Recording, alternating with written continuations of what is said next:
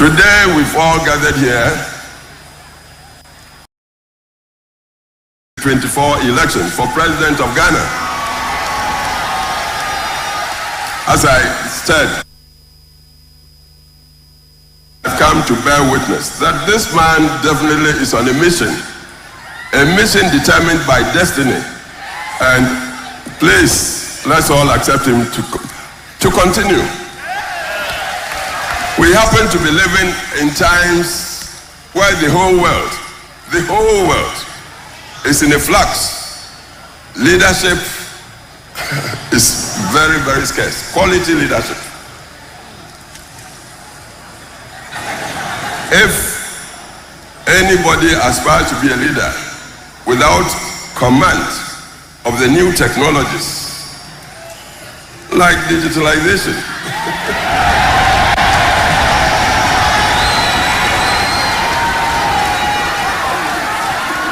and also without a deep grasp of geopolitics, I tell you, he may be a good man in terms of mastering some of the old disciplines like, say, economics, politics, and all that. But I tell you, very likely he may be found wanting sooner than later.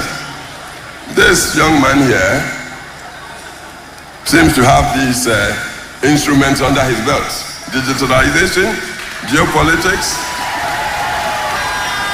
and additionally, we've seen him perform loyally under President Akufo-Addo, and he's been also in public view since he got selected as the vice presidential candidate in 2008. He's hallmarked by humility and the temperance requisite for the job of leading a nation in search of a way forward. Ghana has come to a crossroads, and I'm serious here. It's not the normal, regular politics we want. We want a leadership with a vision, even in the complex world I've talked about. A leader that would be able to marshal the new technologies, to pick the requisite manpower. And here, allow me, I'm a party man soundly, but I tell you, we should be talking about the nation and not so much about the party. We must get people of competence to work with him to find our way out of the confusion our society and economy have been plunged into. I wouldn't blame any side. Look at the track records of all the parties. I tell you, you can't find one that can say that in their time they were excellent or superb. No. We are in a new situation, and I believe the saying that cometh the man is now. Has come for this man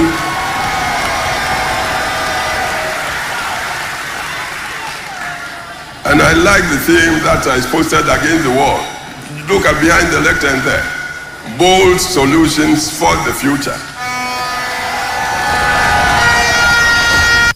Without the preparations I've talked about, understanding the new technologies and knowing and really committed to your nation to secure a decent and dignified niche in the global context for your nation. That is geopolitics. Without them, I tell you, we will continue to wallow. So I'm witnessing that it seems, look at the field or the arena of presidency now, it seems this man destiny for this time Ghana. I'm appealing to the whole nation to give him the chance to come. I have a feeling, I have a strong feeling, he is truly the man of the moment, and Ghana must accept him. So this is it. Thank you very much. A big round of applause for His Excellency, the former President John Ajekum Kufuor. And that's a handshake of blessing. Ladies and gentlemen, we are almost ready to receive the leader as he delivers his vision statement. Ahead of that though, Ghanaians have been expressing some expectations.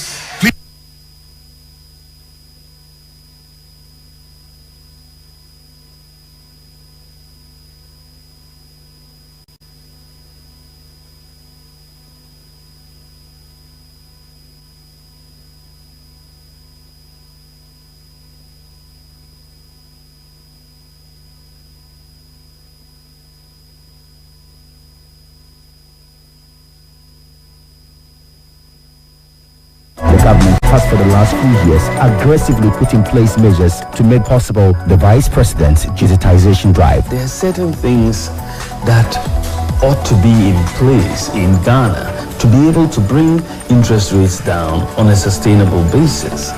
You need to make sure that everybody...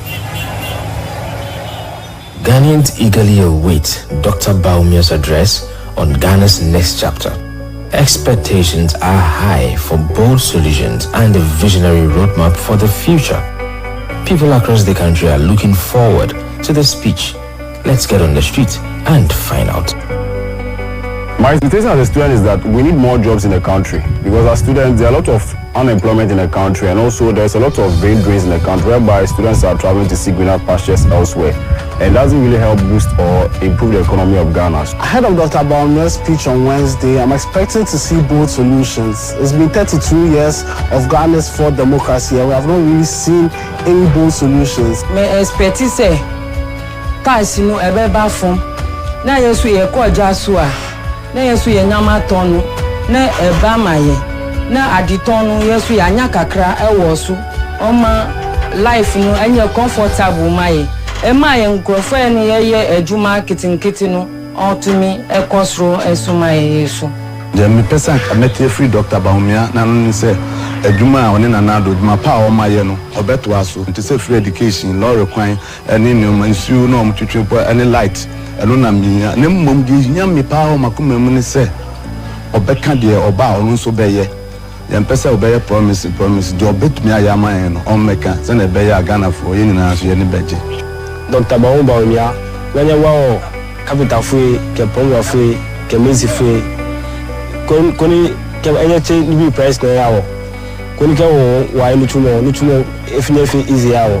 Koni wo se kola bi we amawo enefi easy yawo.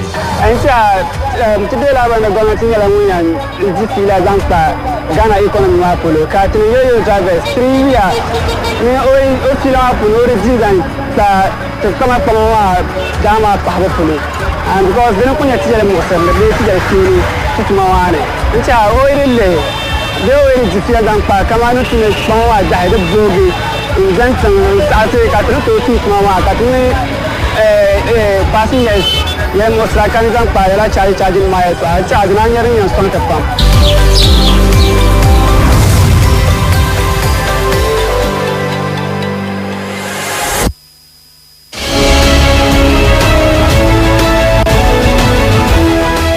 Between 2017 and now, the government of Ghana has executed tens of thousands of projects across the length and breadth of this country.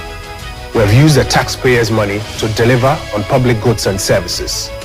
And the time has come to tell the story and the detail of that story of what has been executed so far.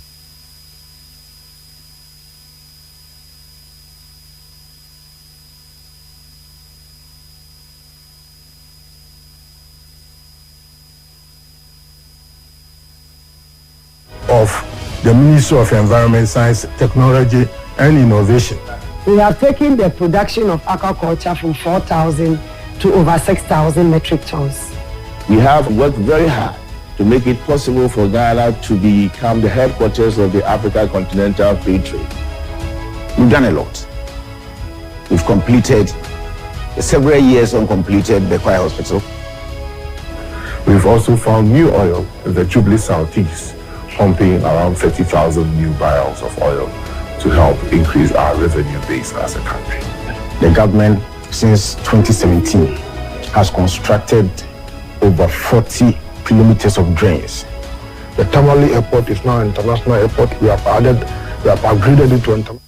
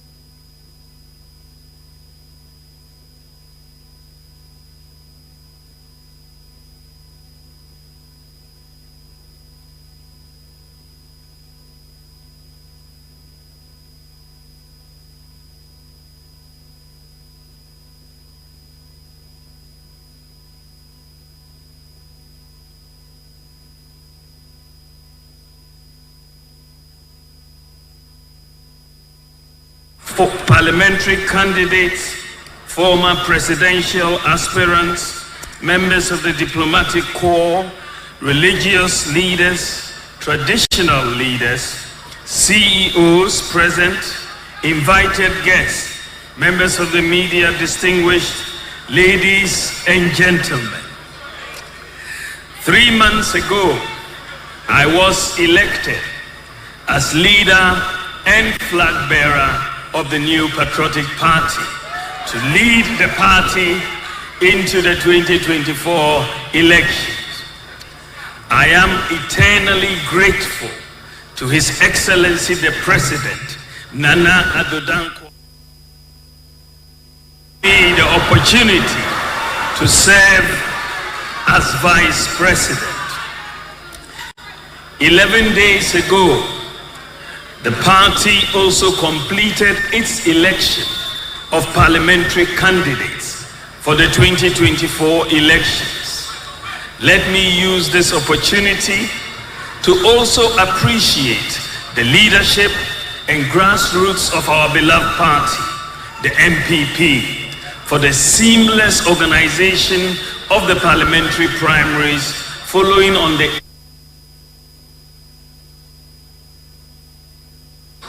I believe the time has now come for me to speak to you, the good people of Ghana, about my candidature, what we have experienced as a nation, my vision and priorities, and why I believe I am the best candidate for the presidency of this country.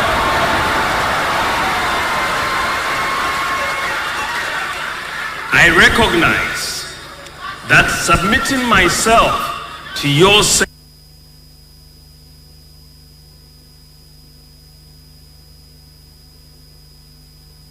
from interviewing for a job, one needs to tell a prospective employer what he has accomplished in his previous job and how he can successfully deliver in the new position he is seeking, which is what I seek to do in this speech.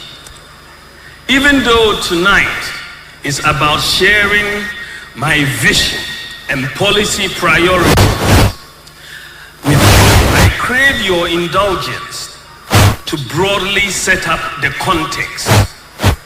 I will first talk about the record of our government and my contribution as Vice President before I lay out my vision. So I ask for your patience.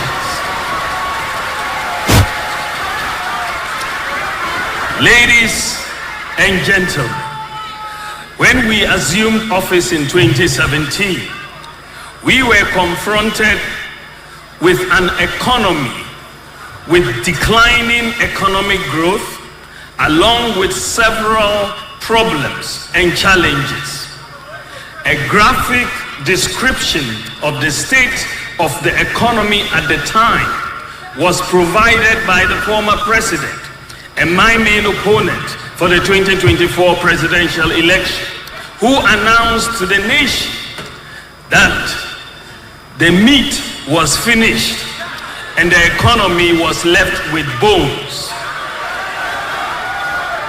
Notwithstanding the difficult economy we inherited, we had to get on with it and start to fix the problems. We started with a clear, decisive, and deliberate program to, among other things, stabilize the economy, fix doomsaw, fix the National Health Insurance Scheme, fix the roads, clear the arrears, make education free and accessible, significantly enhance social protection for the vulnerable in society, industrialize our economy, tackle youth unemployment, and empower farmers. Between 2017 and 2019, all the key economic indicators, such as economic growth, agricultural growth, industry growth, interest rates, the fiscal deficit, exchange rate depreciation, and the trade balance were all moving in the right direction. However, between 2020 and 2022, we experienced severe challenges triggered by the pandemic, which brought the world and our country to a thundering halt. We may be tired of hearing it, but there is no avoiding the fact that the COVID-19 pandemic and the Russia-Ukraine war resulted in the greatest economic depression in the world since the 1930s, with most countries recording negative GDP growth. The severity, especially of the pandemic, was captured in the words of the IMF Managing Director, then as, and I quote, "This crisis like no other. This is a crisis like no other. Pandemics don't respect borders. Neither do the economic shocks they cause. The outlook is dire. We expect global economic activity to decline to a scale we have not seen since the Great Depression." End quote. Supply chain disruptions and rising price of oil resulted in major increases in the prices of fuel, freight, and food across the globe. I believe it is worth pointing out that in addition to the external factors, there were two major items of expenditure that are critical to understanding the difficult economic situation we have faced. And these are the banking sector cleanup and the energy sector excess capacity payments that we inherited. Expenditure on these three items, including the COVID-19 expenditure, cumulatively amounted to 50.1 billion Ghana cedis, and this was financed from borrowing. Ladies and gentlemen, the fiscal deficit, which was reduced from 8.4% to 4.1% in 2019, increased to 10.8% in 2020 as a result of revenue declines in the midst of increased expenditures during COVID. In addition, our debt became unsustainable. Along with many emerging economies, Ghana lost access to international capital market financing. This resulted in a balance of payments crisis as Ghana had to continue to honor its debt obligations, energy payments, and the import bill. We faced a serious global and domestic economic crisis. There were many who predicted that we were going to end up like the situation in Sri Lanka, with fuel shortages, food shortages, inability to pay workers, doomsday, anarchy, and chaos. Indeed, Ghanaians were hit hard by rising food prices, increased exchange rate depreciation, and rising fuel prices and rising transportation fares. Bondholders also saw a sharp decline in their net worth following the painful debt restructuring program. We faced very challenging times, but with calm leadership and the support and understanding of the good people of Ghana, we have weathered the storm. The government had to seek IMF support to stabilize our economy and restore fiscal and debt sustainability over 3 years. I must at this stage salute and give particular recognition to the Bank of Ghana, which has come under unfair criticism for taking the necessary measures which help pull the economy back from the brink. The Bank of Ghana provided needed financing to the government at that critical moment. What the Bank of Ghana did was very responsible in putting the interest of the good citizens of Ghana first. The data which is available shows that the financing provided to the government by the Bank of Ghana was temporary. The Bank of Ghana has provided zero financing to government in 5 out of the last 7 years. Zero financing in 2017, 2018, 2019, 2021, and 2023.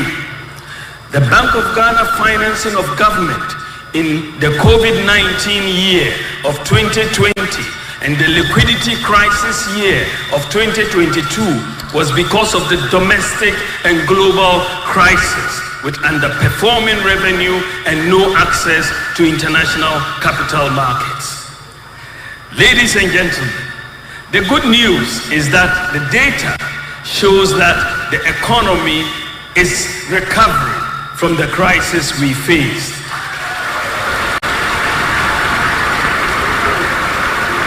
Inflation has declined from 54% in January last year to 23% in December 2023. Economic growth is rebounding, spending is under control, and the fiscal deficit as a percentage of GDP has declined from 10.8% in 2020 to 4.2% in 2023. The debt to GDP ratio, after increasing from 61.2% in 2019 to 76.6% in 2021, has declined to 66.4% in 2023. And the exchange rate depreciation has also slowed down sharply since February 2023, whereas the exchange rate depreciated by 30% in 2022. Between February and December 2023, the exchange rate depreciated by only 9%. Ladies and gentlemen, what is remarkable is that notwithstanding the domestic and global crisis that we have experienced between 2020 and 2022, the economic performance as measured by the key economic indicators such as GDP growth, agricultural growth, industry growth, trade balance, exchange rate depreciation, lending rates, gross international reserves, and jobs. The performance of all these key indicators is better under our government than that of the 2013 to 2016 period, when there was no global crisis. Let me give you two examples for the sake of time. You look at agricultural growth, and the stronger GDP growth performance in 2017 to 2022 period is underpinned by a strong agricultural GDP growth, which increased from an average of 2.9% between 2013 and 2016 to an average of 6% between 2017 and 2022.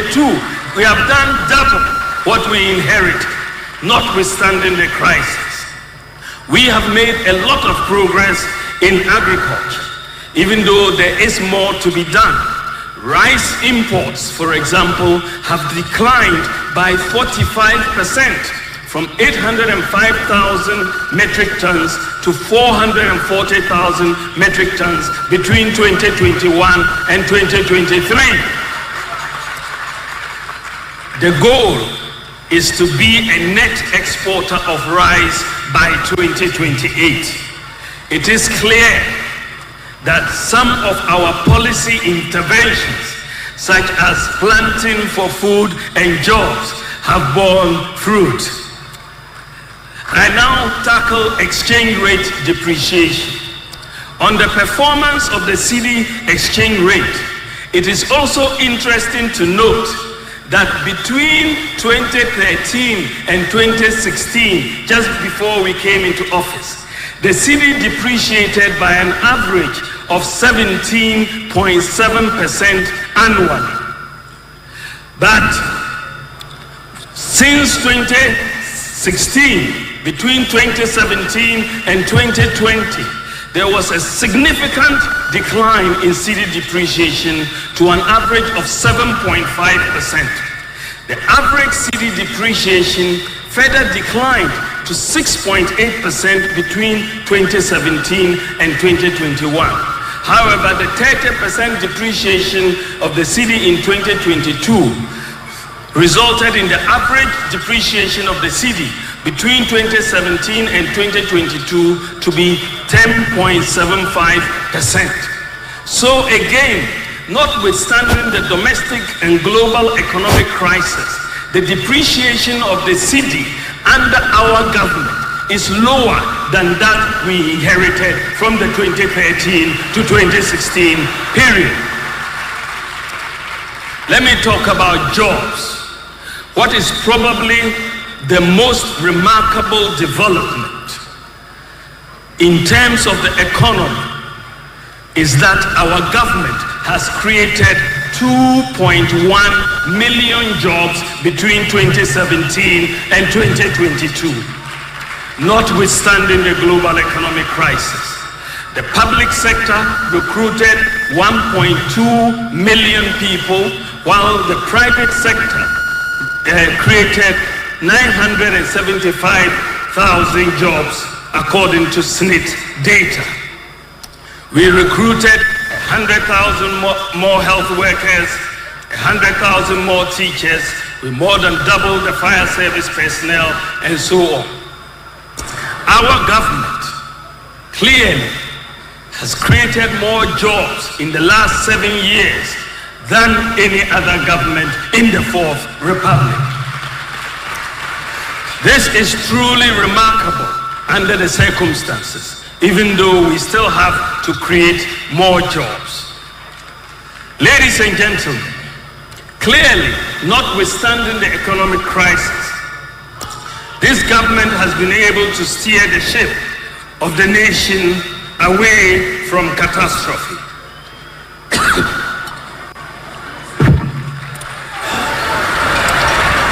In the face of the crisis, overall performance of the economy in areas such as GDP growth, agricultural growth, industrial growth, trade balance, gross international reserves, and job creation has demonstrated resilience. Ladies and gentlemen, available data also shows that notwithstanding the challenging economy we inherited and the global economic crisis that ensued, government has chalked a large number of achievements across the country. Due to the constraints of time, I will only be able to enumerate a few of these achievements.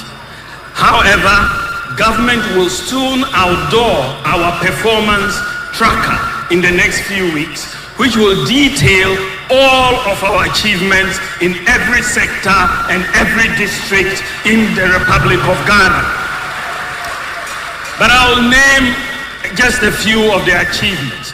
We have undertaken a major roads construction and rehabilitation program across the country, over 11,674 kilometers of roads according to data from the Ministry of Roads and Highways.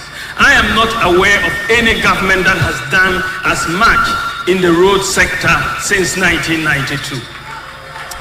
We have initiated and overseen the construction and rehabilitation of more railways than any other government since 1992. Achimota in Sawam, Accra, Tema, Kojokrom Takwa, Kojokrom Manso, and Tema Mpakada. We have extended the rural telephony network to more areas than any other government since 1992.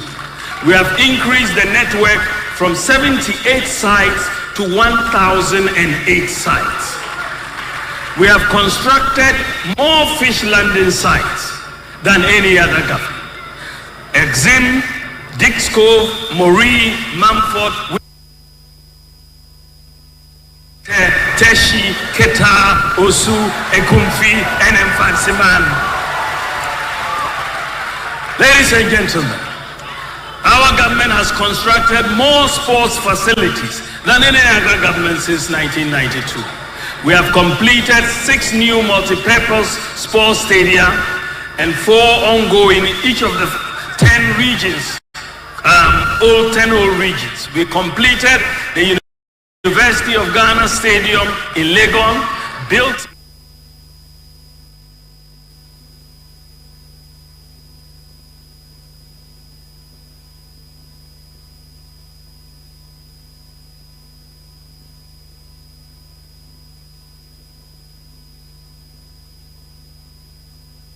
constructed more infrastructure and implemented more development policies in the Zongo communities than any other government since 92.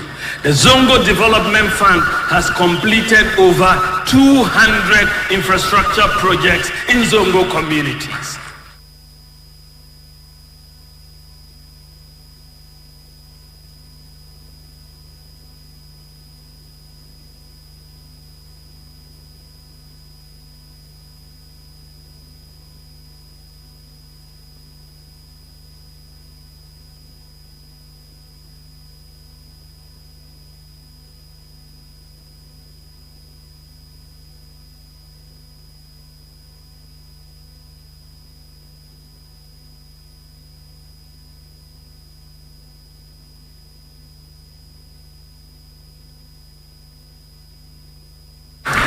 We have also extended NHIS coverage to childhood cancers and hydroxyurea medicine for sickle cell patients. Ladies and gentlemen, we provided free electricity to Lifeline consumers and a 50% discount to other consumers for a whole year during COVID-19. It is important, and it is very important that you hear this, that between 2009 and 2016, the average annual increase in the electricity tariffs was 50% a year between 2009 and 2016. Average annual increase was 50% a year. Between 2017 and 2023, on the other hand, the average annual increase has been 11.1%. This is the lowest average annual increase in end user.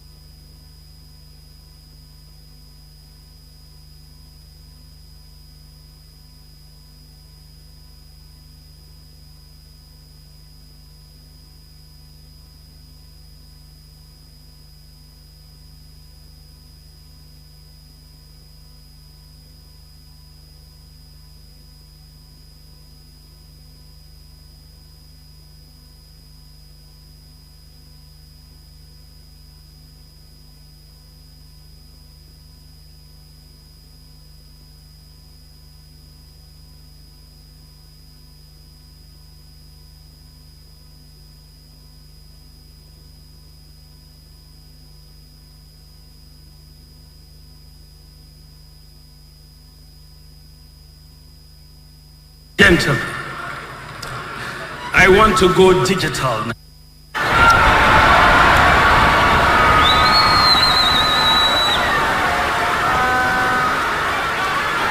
We were elected into office in December 2016 to solve many of the systemic problems and challenges that our citizens were facing, and which we had highlighted in our manifesto.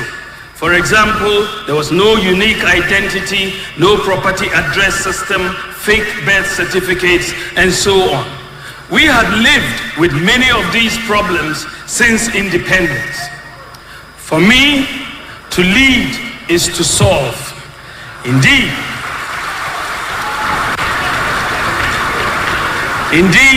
all my adult life, my biggest motivation is about finding solutions. Solutions that improve lives. Solutions that make public services efficient and accessible. Solutions that make society progress. Solutions that protect the public purse. Solutions that make our businesses competitive. I derive my greatest satisfaction from solving problems. And I have done so whenever I am given the opportunity, and will do more if I am given the mandate to do so. I had long held the view that many of these problems facing the economy could be resolved through digitalization.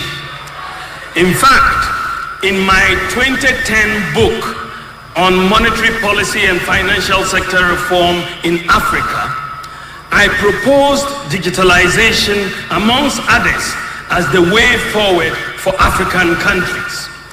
So when we assumed office in 2017, as Vice President, I made the decision, with the blessings and support of the President, to focus on the critical but underdeveloped systems that would expand the economy improve systems, and create jobs through digitalization. Therefore, as the finance minister oversees the budget through fiscal policy, the governor of the central bank also focused on monetary and exchange rate policy. I focused on the complementary data and systems improvement that would ensure the ease of doing business and change the fundamentals of the economy, making it more dynamic and responsive to modern trends and the management of it more scientific and efficient. Ladies and gentlemen, I was thankfully appointed as chairman of the economic management team. As a subcommittee to cabinet, we do not have any decision-making powers, but I am very proud of the quality of advice we have been providing over the years to cabinet. As vice president, I was asked by the president to assist in solving some of the problems that were inhibiting the transformation of Ghana's economy. My approach was to help formalize the economy through digitalization as stated in our 2016 manifesto. This is why my office has had oversight responsibility for many of the government's digitalization projects. We can only build a vibrant nation if we have strong systems and institutions that work. Very soon, artificial intelligence will transform the world. How are we preparing Ghana for this new phenomenon? I will now come to how we are using digitalization to transform the economy and preparing our society to be competitive as Africa is busily becoming the largest single market in the world with its 1.4 billion people. Ladies and gentlemen, a major problem that we had as a country was the absence of a unique identity for citizens and residents. With oversight from my office, the National Identification Authority moved very quickly with the issuance of the biometric national ID cards, the Ghana card, to the population. The Ghana Card project was initiated by President Kufuor. So far, some 17 million people have been enrolled on the Ghana Card by the NIA. I'd like to note that between 2007 and 2016, only 900,000 Ghana cards were issued.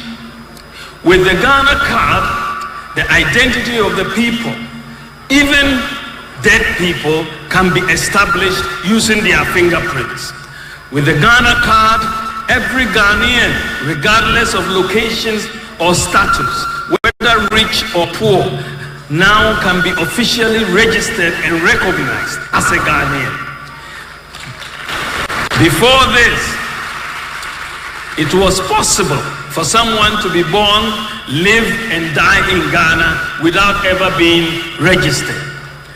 Identity fraud, age cheating, football age, people cheating on their retirement age, fake birth certificates, fake passports will no longer be possible with the Ghana card.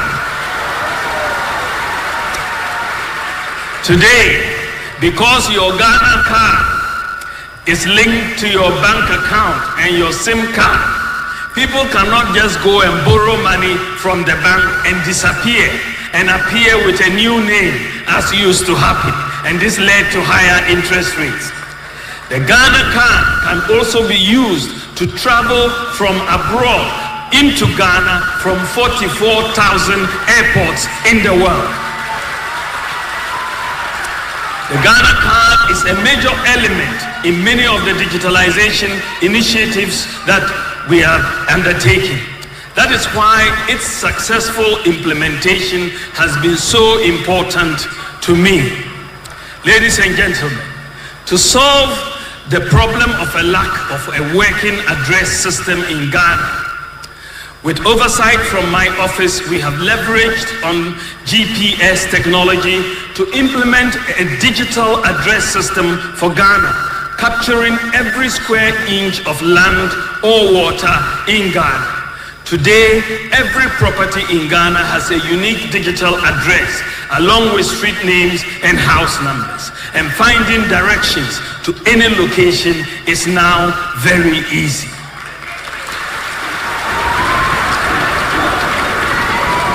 Ladies and gentlemen, we faced a major problem of a very few people having access to financial services.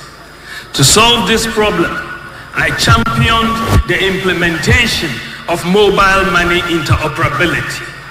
Mobile money interoperability has made it possible to transfer money seamlessly across different mobile money providers and between bank accounts and mobile wallets. Today, because of mobile money interoperability, you can transfer money from a customer of one mobile money service provider to a customer of a different mobile money service provider, and also make payments from your mobile money account into any bank account, and you can receive payments from any bank account into your mobile money account. Ladies and gentlemen, you can do this 24 hours a day.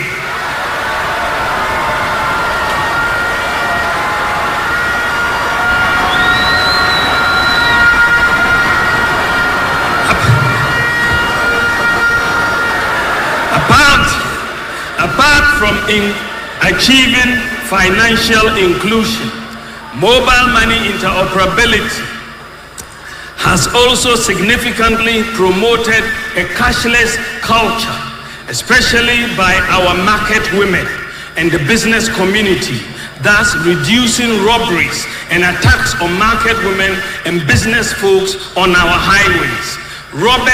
Armed robbers used to attack vehicles carrying traders, knowing they were carrying cash.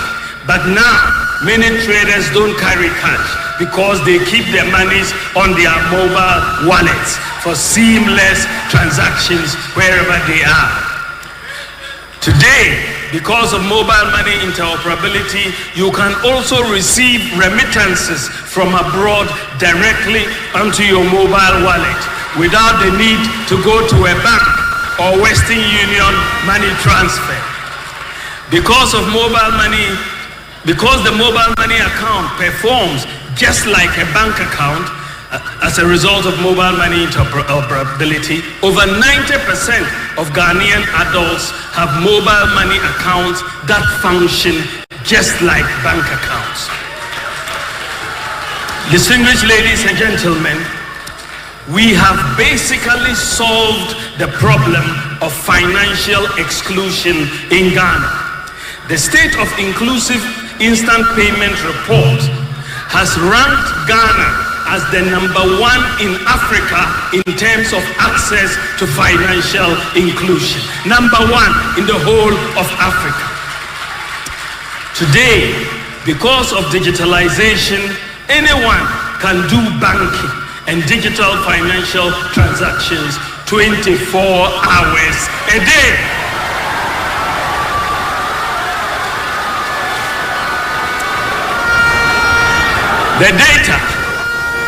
The data shows that at the end of 2016, the total cumulative value of mobile money transactions was 78.5 billion Ghana cedis at the end of 2016. Following mobile money interoperability, the total cumulative value of mobile money transactions has increased from 78.5 billion to 1.9 trillion cedis in 2023. Therefore, between 2016 and 2023, following mobile money interoperability, Momo transactions have increased by 2,335%, a 23-fold increase. This is why Ghana continues to be the fastest growing mobile money market in Africa. Ladies and gentlemen, the digital payments infrastructure that we have put in place is boosting e-commerce in Ghana. Businesses are booming over Instagram, Facebook, Twitter, and so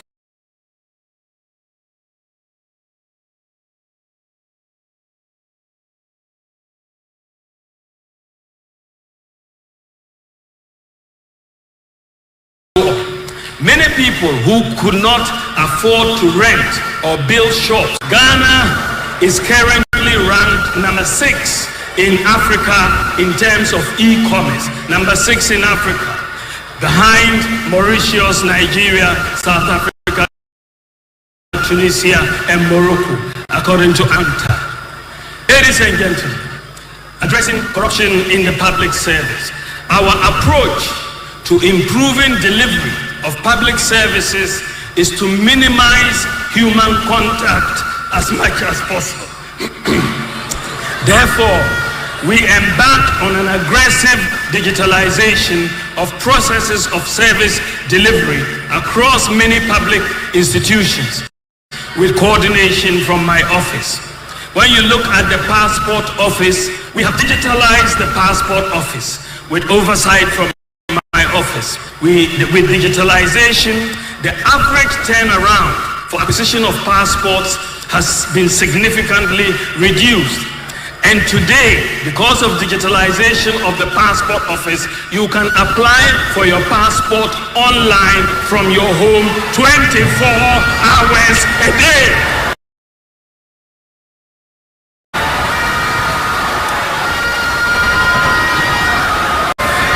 The digitalization of the passport application process has resulted in a major increase in the number of passports processed annually, as well as the revenue yield to the passport office.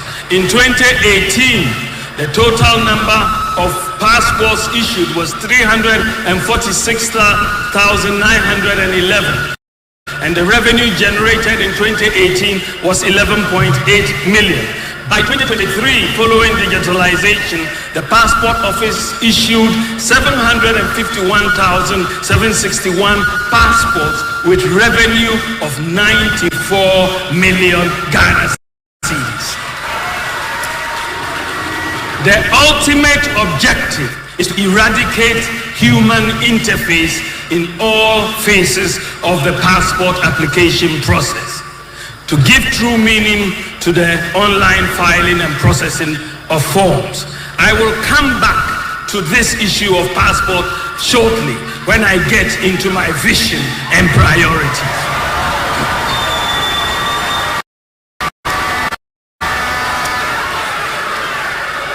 Then we went to the ports. Distinguished ladies and gentlemen, previously, the bureaucracy in the clearing of goods at Ghana's ports involved a lot of paperwork, which used to be largely manual. This caused delays, corruption, inefficiencies, frustration, and loss of revenue to government. Many citizens who had cleared goods at the country's ports had horror stories about their experiences at the port. With oversight from my office, the introduction of a paperless port system has reduced the layers and simplified the process, reduced the time needed to clear goods and the avenues for corruption, and increased efficiencies and revenue mobilization at the ports. Digitalization has also taken place at the Drivers and Vehicle Licensing Authority, which offers two traditional services: driver licensing and vehicle registration services. And today, the office services that DVLA is offering can be matched, well, they're just world class. They can be matched to any other country. Ladies and gentlemen, my office also worked with the National Insurance Commission to implement the motor insurance database. The objective of the introduction of the motor insurance database is to provide more safeguards for the millions of Ghanaians who travel by road by ensuring that vehicles are insured. It also curbs the menace of vehicles with fake motor insurance stickers plying our roads and thus endangering lives and property. With digitalization of the motor insurance in Ghana, members of the public can now self-check the authenticity of their insurance policy by dialing a USSD code *920*57# and follow the instructions. You put in the number, it will tell you whether the car is insured or is not insured. So today you can know the status of the vehicle, is the insurance status of any vehicle 24 hours a day.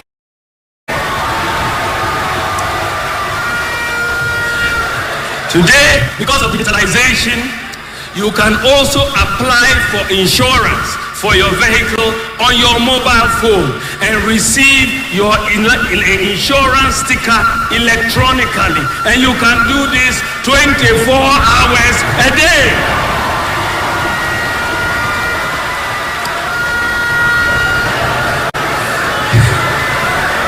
Ladies and gentlemen, with oversight from my office, we have digitized the births and deaths registry, and we have just completed the integration of the births and deaths registry with the databases of the Ghana Health Service and the National Identification Authority, so that the record of births and deaths would be consistent across all of these databases. Starting this quarter, in fact, I will launch this in a few weeks, but starting this quarter, newborn children in Ghana will be given a Ghana card number. But the actual Ghana card will be issued when the child is 6 years old, when his or her biometrics are fully formed. So we are bringing a brochure to Ghana. Ladies and gentlemen, in the past, candidates applying for a scholarship usually had to travel from all parts of Ghana to Accra to take part in the application process.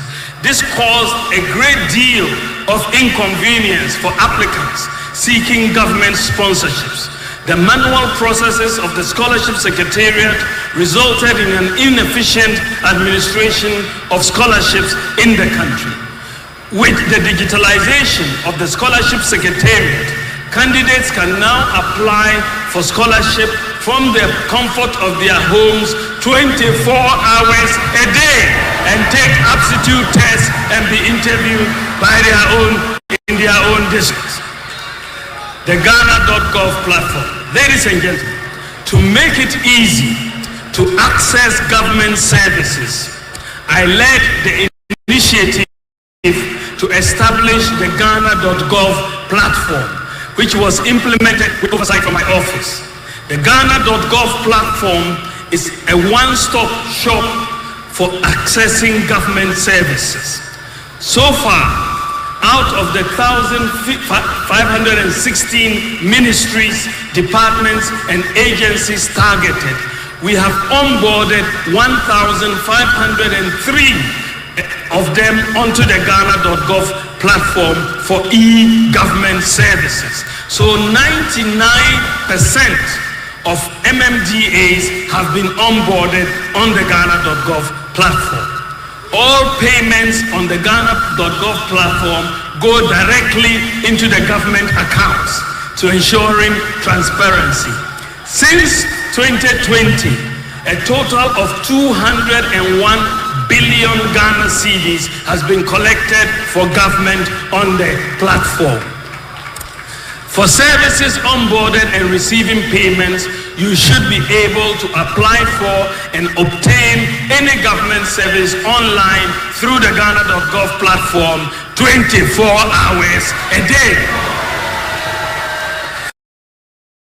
Digitalization has therefore dealt a severe blow to correct the corruption involved in the collection of payments by different institutions for government. The progress Ghana has made in the provision of e-government services is remarkable. According to the UNDP 2022 e-governance index, Ghana is ranked number 1 in West Africa and number 4 in the whole of Africa in terms of e-governance. And we are ahead of countries such as Rwanda, Botswana, Cote d'Ivoire, Senegal, Kenya, and Uganda. With oversight from my office, ladies and gentlemen, digitalization at the Electricity Company of Ghana has allowed the buying of electricity credit on your mobile phone through the mobile ECG app. This has provided relief to customers who no longer have to queue for long hours to buy electricity units. Also, for people whose credit runs out at odd hours, they can purchase electricity credit on their mobile phones 24 hours a day. Now, for people who need a new service or a separate meter from ECG, they can also apply online 24 hours a day. 3.5 million people are on the ECG app, and as a result of digitalization, ECG's monthly revenue collections have increased from 450 million Ghana cedis a month to 1.2 billion Ghana cedis a month. Ladies and gentlemen, Ghana has a major challenge in the area of domestic revenue mobilization.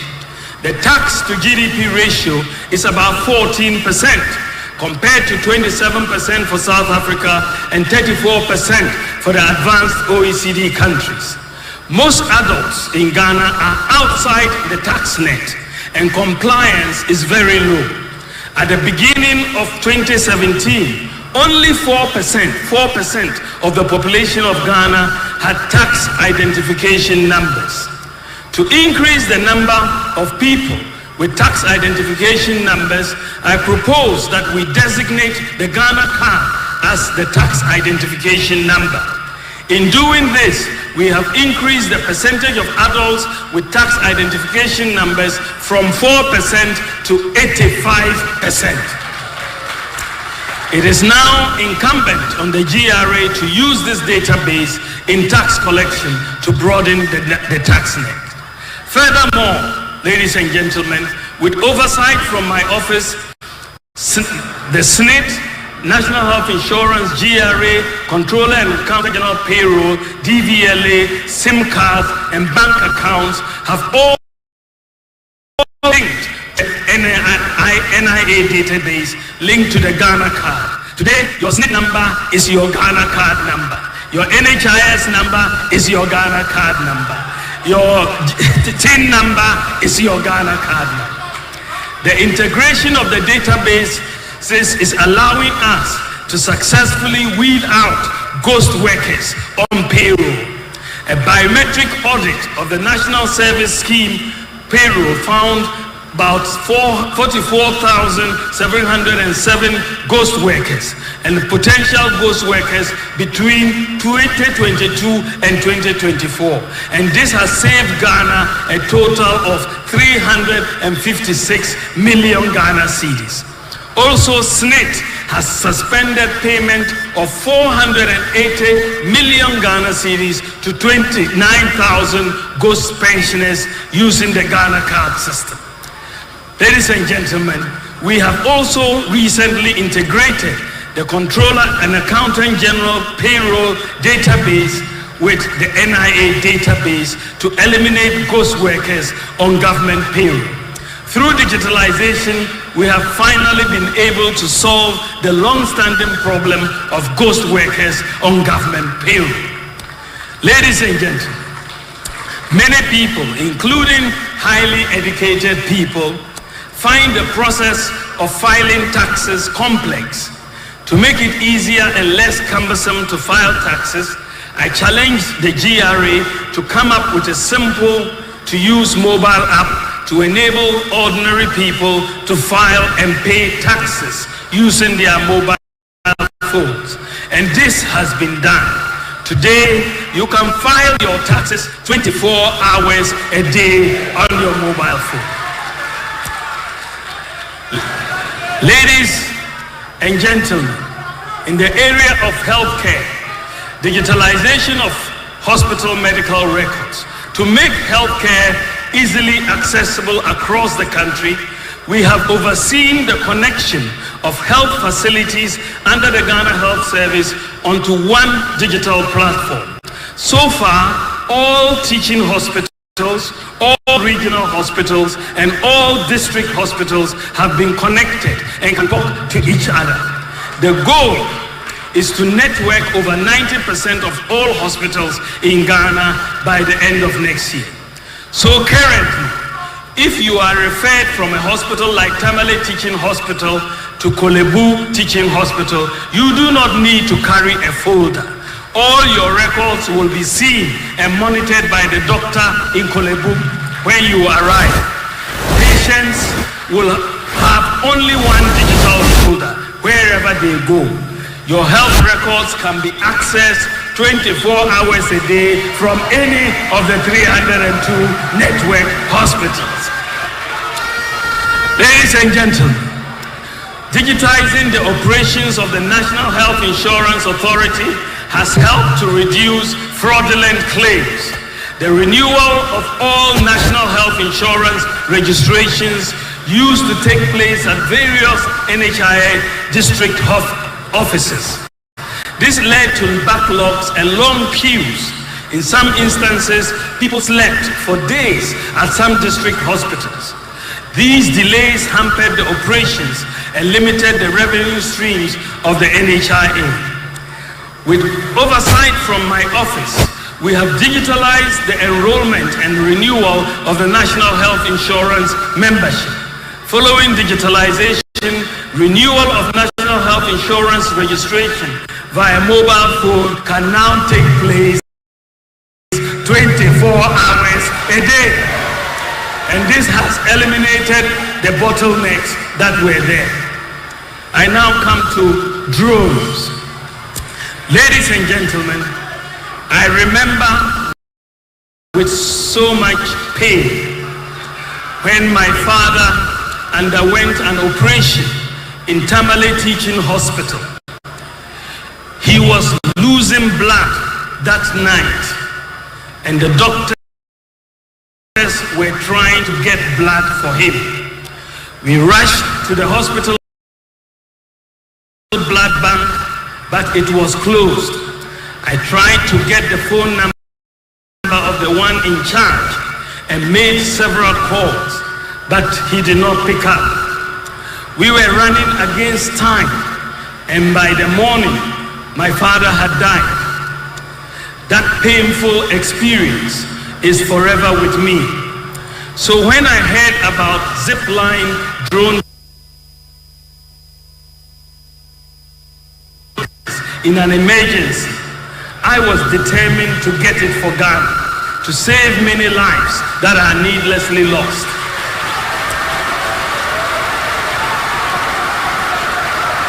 I went to Silicon Valley in the USA, and I had a meeting with the co-founder of Zipline, Robert Keller, and convinced him to set up Zipline in Ghana.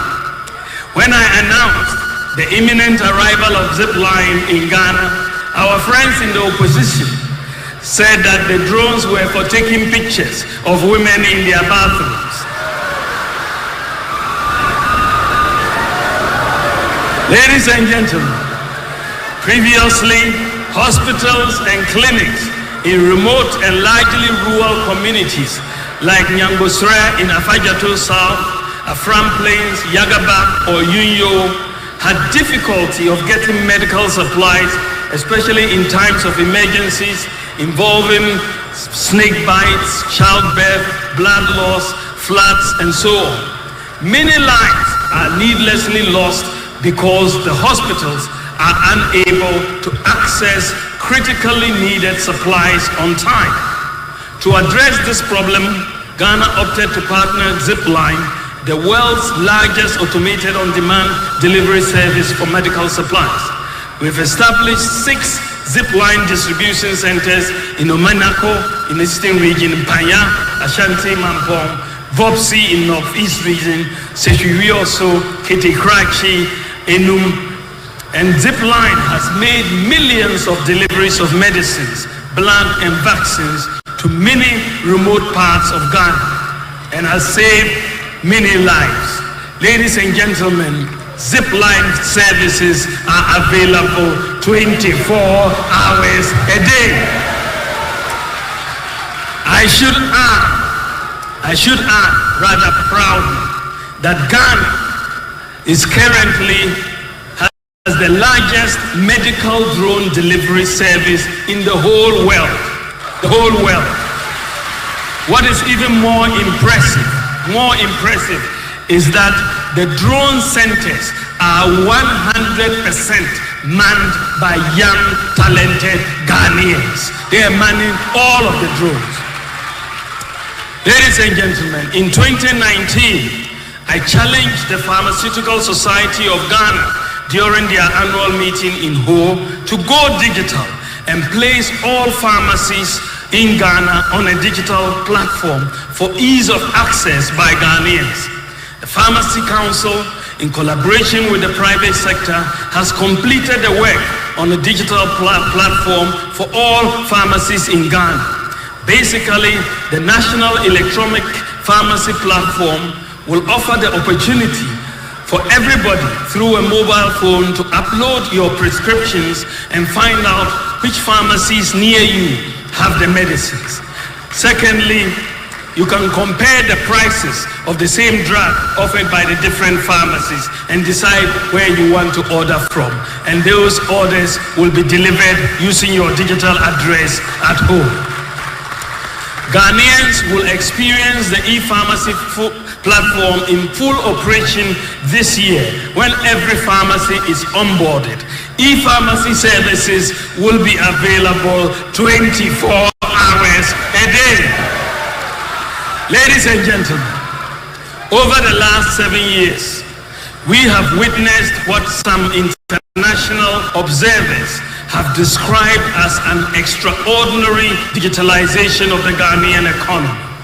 But this extraordinary digitalization has not happened in a vacuum. We have had to put in place critical infrastructure to support digitalization. I should note that 93% of NCA licensed fiber optic cable in Ghana, the total licensed fiber optic cable is 7,234 kilometers, but 93% of that was put in place since 2017. Since 2017. In addition, we've implemented a national government cloud infrastructure, cybersecurity infrastructure, deployed the public key infrastructure, PKI, to provide another layer of security to students, to citizens, to support digitalization. Ladies and gentlemen, what is remarkable about Ghana's digitalization journey is that the various initiatives were implemented using local IT companies and local talent. It was deliberately done that way. So, ladies and gentlemen, if as my prospective employer, you ask me the question, so Dr. Bawumia, you want to be president of Ghana, can you tell us what you did for Ghana in your capacity as vice president? I will say in response that I have, with the support of the president, I've had the honor and the privilege to be given the opportunity to initiate, champion, or oversee many problem-solving policy initiatives. Many of these include many of the digitalization initiatives that I have just discussed, the no guarantor student loans with a Ghana card, one constituency, one ambulance, zipline drones, Agenda 111, the Sino-Hydro Barter Agreement, provision of hydroxyurea for sickle cell patients, Zongo Development Fund, the Bank of Ghana Gold Purchase Program, the Gold for Oil Policy, abolishing the filling of embarkation cards, Go Ride taxi service, the system to tackle ghost names on the public payroll, and many more. It is important, ladies and gentlemen, to note that many of the transformational policy initiatives that we have introduced since 2017 are being done for the first time since independence. What is interesting is that because many of them have not been done before, many people who think in terms of impossibility argue that they were not possible, but we have made them possible.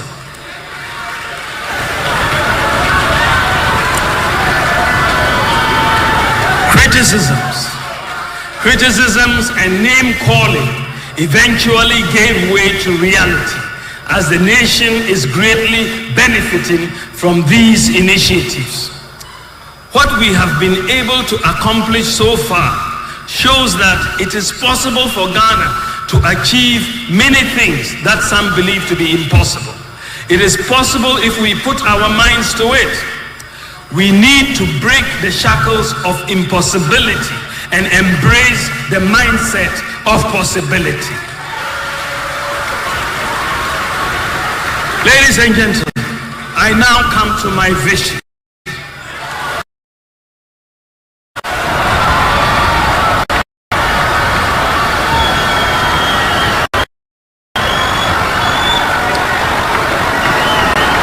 Ladies and gentlemen,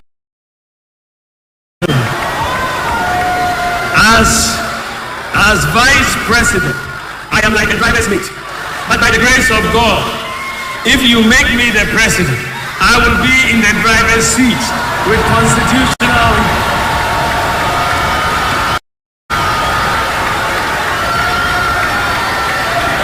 I will be in the driver's seat with constitutionally mandated authority to pursue my vision and my priorities. So what do I want to do in terms of vision and priorities and policies if you give me the opportunity by the grace of God to become president of the Republic of Ghana?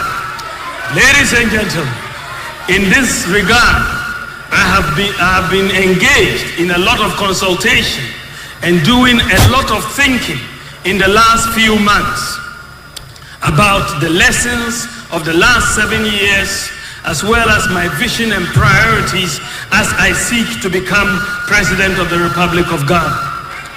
Clearly, the initial conditions that we inherited in 2017 are not the same as will be in 2025.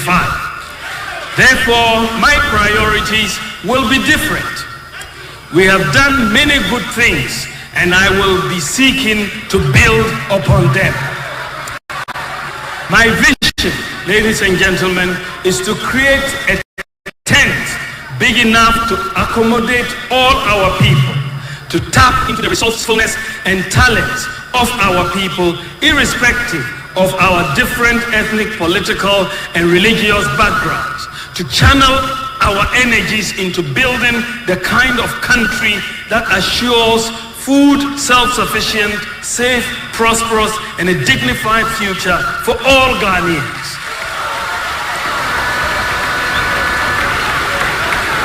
To create sustainable jobs with meaningful pay for all and for Ghana to participate fully in the fourth industrial revolution using systems and data. To realize this vision, we must have a mindset of possibilities and not impossibilities. The challenges we must overcome as a country are too important to let our political differences derail us. There is a critical failure of mindset that manifests itself in the absence of core values, patriotism, and principles within our society. We need to invigorate the can-do spirit of the Ghanaian, to believe that we can do better than we have ever imagined if we put our minds to it.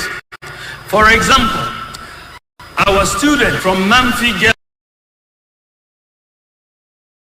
High School, Prempeh College, have won international robotic competitions against their peers in the US, Germany, and South Korea. We must apply the same mindset of beating the world in robotics, singathons, and cookathons to every sphere of economic activity. We must believe that it is possible. This must be inculcated in our children from home and in school. This is why we are going to introduce a growth mindset curriculum in our schools to help students build critical skills such as problem solving, risk taking, opportunity spotting, and design thinking. Ladies and gentlemen, in the area of macroeconomic stability, a major goal of my government will be to attain and sustain macroeconomic stability with low inflation, low interest rates, exchange rate stability, and low budget deficits. In terms of prudently managing our expenditures, to reduce the budget deficit and interest rates, my government will enhance fiscal discipline through an independent Fiscal Responsibility Council enshrined in the Fiscal Responsibility Act 2018, Act 982. The Fiscal Responsibility Act will also be amended to add a fiscal rule that requires that budgeted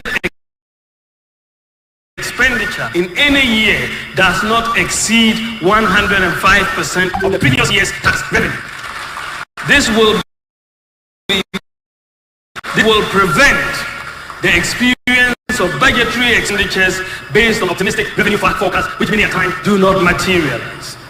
Ladies and gentlemen, furthermore, my government will reduce the fiscal burden on government by leveraging the private sector. Under the two-term administration of my boss, His Excellency Nana Addo Dankwa Akufo-Addo's government, we have put in place many social safety nets like free SHS, free TVET, and so on. With all these social safety nets in place, my government will now focus on jobs and wealth creation by the private sector for all Ghanaians. My administration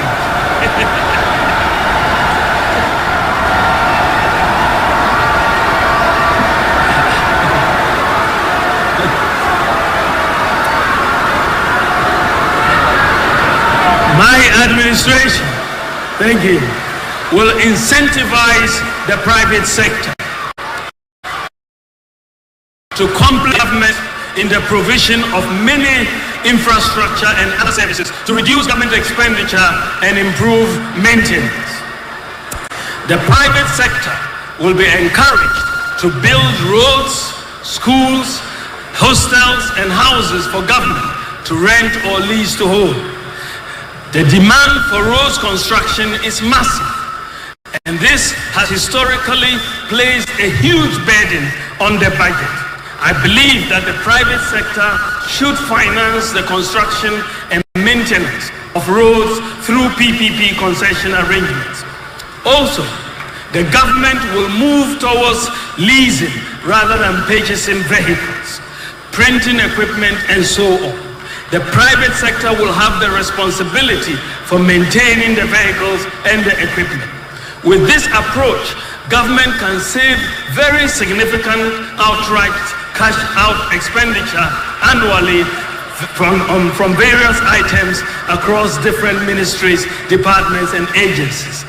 This policy will energize the private sector and create many jobs. Enhancing the role of the private sector, along with fiscal and administrative decentralization, improving our systems and the way our institutions function will lead to greater efficiency, cutting waste and ensuring value for money in procurement. The move towards private sector provision of many public services would create the fiscal space of at least 3% of GDP annually. This represents a major paradigm shift. Additionally, an efficient system of governance will require even fewer ministers. I would have, therefore, no more than 50 ministers and deputy ministers. Ladies and gentlemen, I want to talk about our tax system. To increase government tax revenue, we have to reform and refocus the Ghana Revenue Authority towards broadening the tax base. Unfortunately, the pressure that is placed on GRA staff to collect revenues makes them focus on existing taxpayers. Sometimes they even have to go and sit in people's shops to monitor sales, a process known as invigilation. In fact, many businesses feel harassed by this process and the constant audits of their operations. So this has to stop. We must strike the right balance between collecting revenue and allowing businesses to thrive. Our job is to protect the productive forces. The World Bank has estimated that revenues amounting to 13% of GDP, that is $24 billion in 2023, are not collected because people are outside the tax net. Even collecting a quarter of this annually will be a game changer for our public finances. To do this, we need to inculcate and enforce a culture of people filing their tax returns. Incentives must be provided to encourage people to file their tax returns even if they will pay zero taxes. We need a fresh start. The current tax regime has been with us since independence, and it has failed us. Many people do not pay taxes, including property taxes. Too much discretion results in corruption. We want a tax regime that is easy to understand, easy to comply with, and easy to enforce, and that is not subject to so much discretion. Many individuals and businesses find our tax system cumbersome and confusing. My administration will introduce a very simple, citizen and business-friendly flat tax regime.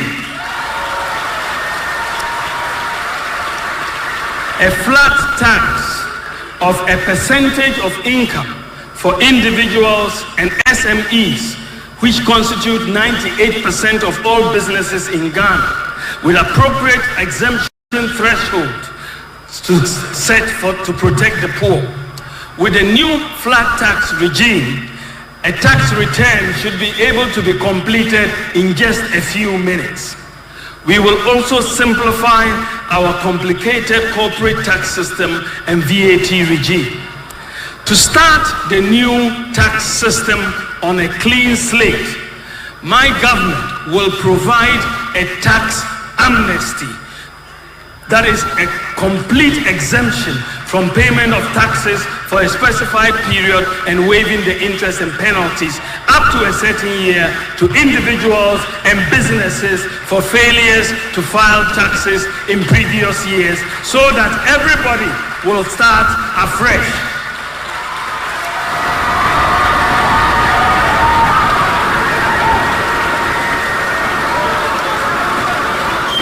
Tax digitalization will be implemented across all aspects of tax administration. Everyone will be required to to file a very simple tax return electronically through their mobile phone or computer. There will be no manual or paper filing of taxes under my administration. Assessments by GRA will also be faceless. Faceless assessments will provide transparency and accountability. There will be no need to send GRA to officers to go and sit in shops. E-invoicing as being implemented by the GRA will be extended to all companies. Estonia, India, and Mexico provide very useful models for Ghana in the area of tax digitalization. Ladies and gentlemen, in addition, any audits by GRA will also be done electronically and facelessly. Furthermore, no entity will be audited more than once in 5 years unless anomalies are detected which the individual or company does not correct after being given the opportunity to do so.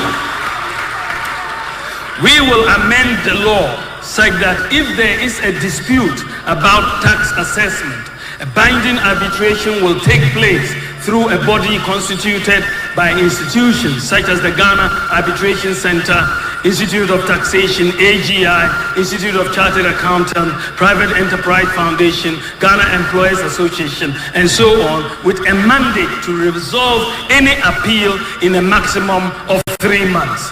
This will not affect companies, however, who by their agreements have such arbitrations taking place in international jurisdictions. Ladies and gentlemen, with cuts in government expenditure, the private sector undertaking expenditure that would normally be done by government, and the new tax regime, the flat tax regime, that will enhance compliance, broaden the tax base, and increase tax revenue. With these policies, the situation we are going to face in 2025 is going to be very different from the situation we faced in 2020 and 2022.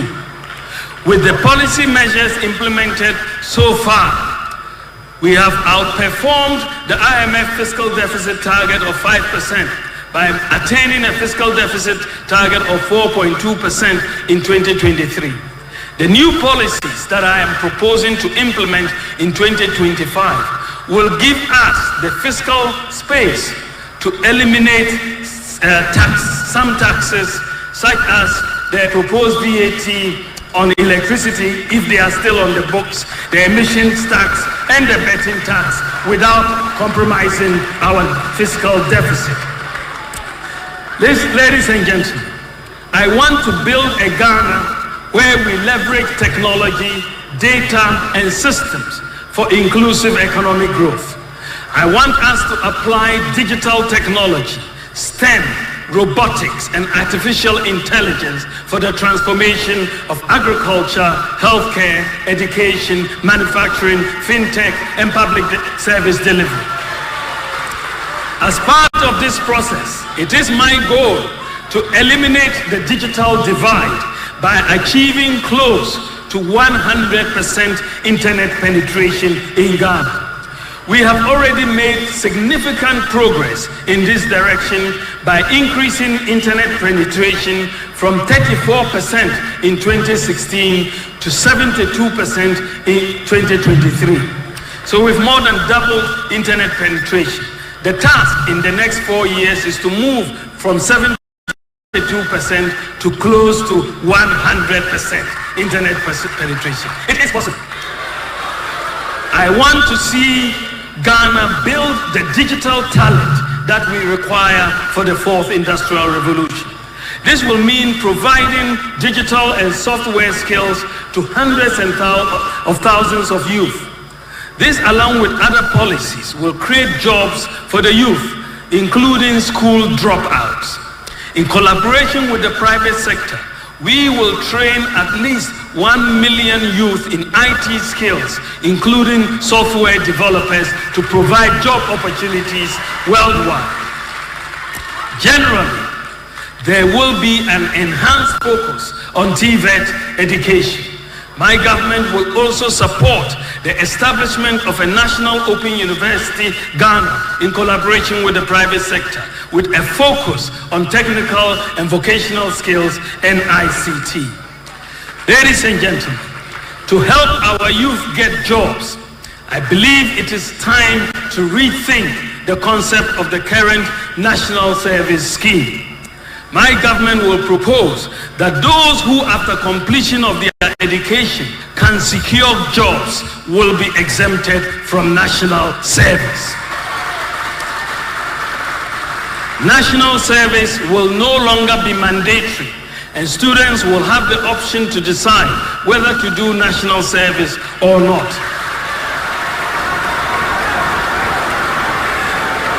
This will also encourage companies to go to the campuses to recruit annually.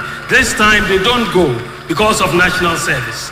Ladies and gentlemen, to prepare our children for the fourth industrial revolution workplace, I will enhance the repositioning of the education system towards STEM, robotics, artificial intelligence, and vocational skills to cope with the demands of the fourth industrial revolution and job creation. My government will make coding and robotics standard in senior high school. The foundation for this is being laid with the provision of laptops to senior high school students very soon. Teachers have already been given the requisite training. Following the senior high school, we will also implement a one student, one laptops policy for tertiary students through the provision of a zero interest loan with a 70% discount on the cost of the laptop payable over 4 years for tertiary students who need laptops. Furthermore, to become a digital hub in Africa, Ghana's telecom industry needs more investment. The cost of data for the ordinary Ghanaian has become too expensive. It goes against the very ethos of our digitalization journey. The industry cannot continue to operate at the efficiency and pricing levels of the least efficient operators. The focus has to be on the best efficiency and pricing for the consumer. I commit to working with the industry players in setting clear policy guidelines that will remove any investor uncertainty and difficulties in business planning, including the expeditious allocation of spectrum, driven more by the goal of enhancing digital inclusion and less by revenue consideration. Another area I want to tackle is reducing the cost of living. Ladies and gentlemen, a major priority of my government will be to reduce the cost of living. The cost of living in the world has increased massively following the COVID pandemic and the Russia-Ukraine war. Global inflation has increased from 1.55% in 2016 to 8.7% at the end of 2022. That is average. This is a 5-fold increase. In particular, the increase in the cost of living has been driven by increases in food prices, energy prices, housing rents, and transport prices. Therefore, any attempt to reduce the cost of living on a sustainable basis must tackle agriculture, energy, housing, and transport prices. And that is exactly what I am going to do. I want a Ghana where we attain food security through the application of technology and irrigation to commercial large-scale farming. We will also promote the use of agricultural lime to reduce the acidity of our soils. We enhance soil fertility and get more yield from the application of fertilizer. Ghana has an abundance of limestone to do this. I will also prioritize the construction of the Palugu Dam by using private sector financing to crowd in grant funds. My administration will also work to reduce the cost of public transport between 30 and 40% with the adoption of electric vehicles for public transportation. The pricing formula is dominated by two variables: the price of fuel and the price of spare parts. Electric vehicles do not use petrol or diesel, and the spare parts are minimal. That is what will bring down the fares for electric vehicles. More importantly, transport fares for electric vehicles will be stable, and the constant and large increases of fares that we have been witnesses will become a thing of the past. Under a housing for all policy, I will also have a major focus on the provision of public housing in the same manner that Singapore did. We will partner with the private sector to build large housing estates, as we have started doing, without the government having to borrow or spend. Also, the National Rental Assistance Scheme, which is working so well, will be enhanced to deal with the problem of for rent advance of 2 years and more. Ladies and gentlemen, as part of the effort to reduce the cost of living, my government will implement policies to have energy self-sufficiency at reduced cost through solar and other renewables with the application of market efficiency to the energy market.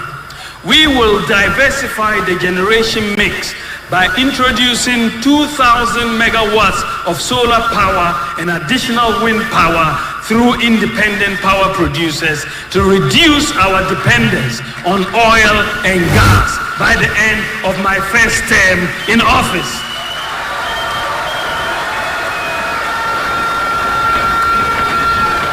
Introducing solar power will significantly reduce the cost of electricity. The fact that the current residential, commercial, and industrial consumers' power is still neither reliable nor competitive is the testament that the regulatory and administrative measures so far implemented have not fully achieved the objectives we have set for ourselves in dealing with the legacy issues we inherit. Therefore, like the telecom market, we shall work to bring efficiency of markets and expand competition from the more private sector participation in generation and retail. With reliable and cost-competitive power, we will attract more manufacturing capacity into the country, create jobs, improve services, export more products, and support our AFCFTA strategy to improve the participation of Ghanaian industries in intra-African exports and trade. Ladies and gentlemen, to assist in the transition to green energy, my government will abolish import duty on solar panels so that we can bring in more. I now turn to our natural resources. Ladies and gentlemen, as president, I will usher into Ghana a golden age for the maximization of the benefits from our natural resources like gold, lithium, bauxite, and so on. The key to doing this is value addition and Ghanaian ownership. We need a new paradigm in natural resource contracts. Some of the key policies I will implement to maximize our benefits from our natural resources will include the formalization, regularization, and regulation of environmentally sustainable small-scale mining. About 1 million people are engaged in small-scale mining in Ghana. Our goal would be to help grow small-scale mining companies into large-scale companies with capacity building and assisting them to access finance for acquiring equipment. We intend to create many millionaires in the small-scale mining industries. My government will support the Minerals Commission and key stakeholders to formalize the artisanal and small-scale gold mining sector with the objective of ensuring that activities of the entire value chain are sustainably and responsibly done, so that most of the gold produced by this sector can be sold to the Bank of Ghana and be eligible to be part of Ghana's gold reserves at the central bank. In line with this, we will license all miners doing responsible mining. District mining committees, including the chiefs, will provide initial temporary licenses to the miners. As long as miners mine within the limits of their licenses, that is, no mining in river bodies and so on, as long as they mine within the limits of their licenses, there will no longer be any seizure or banning of excavators.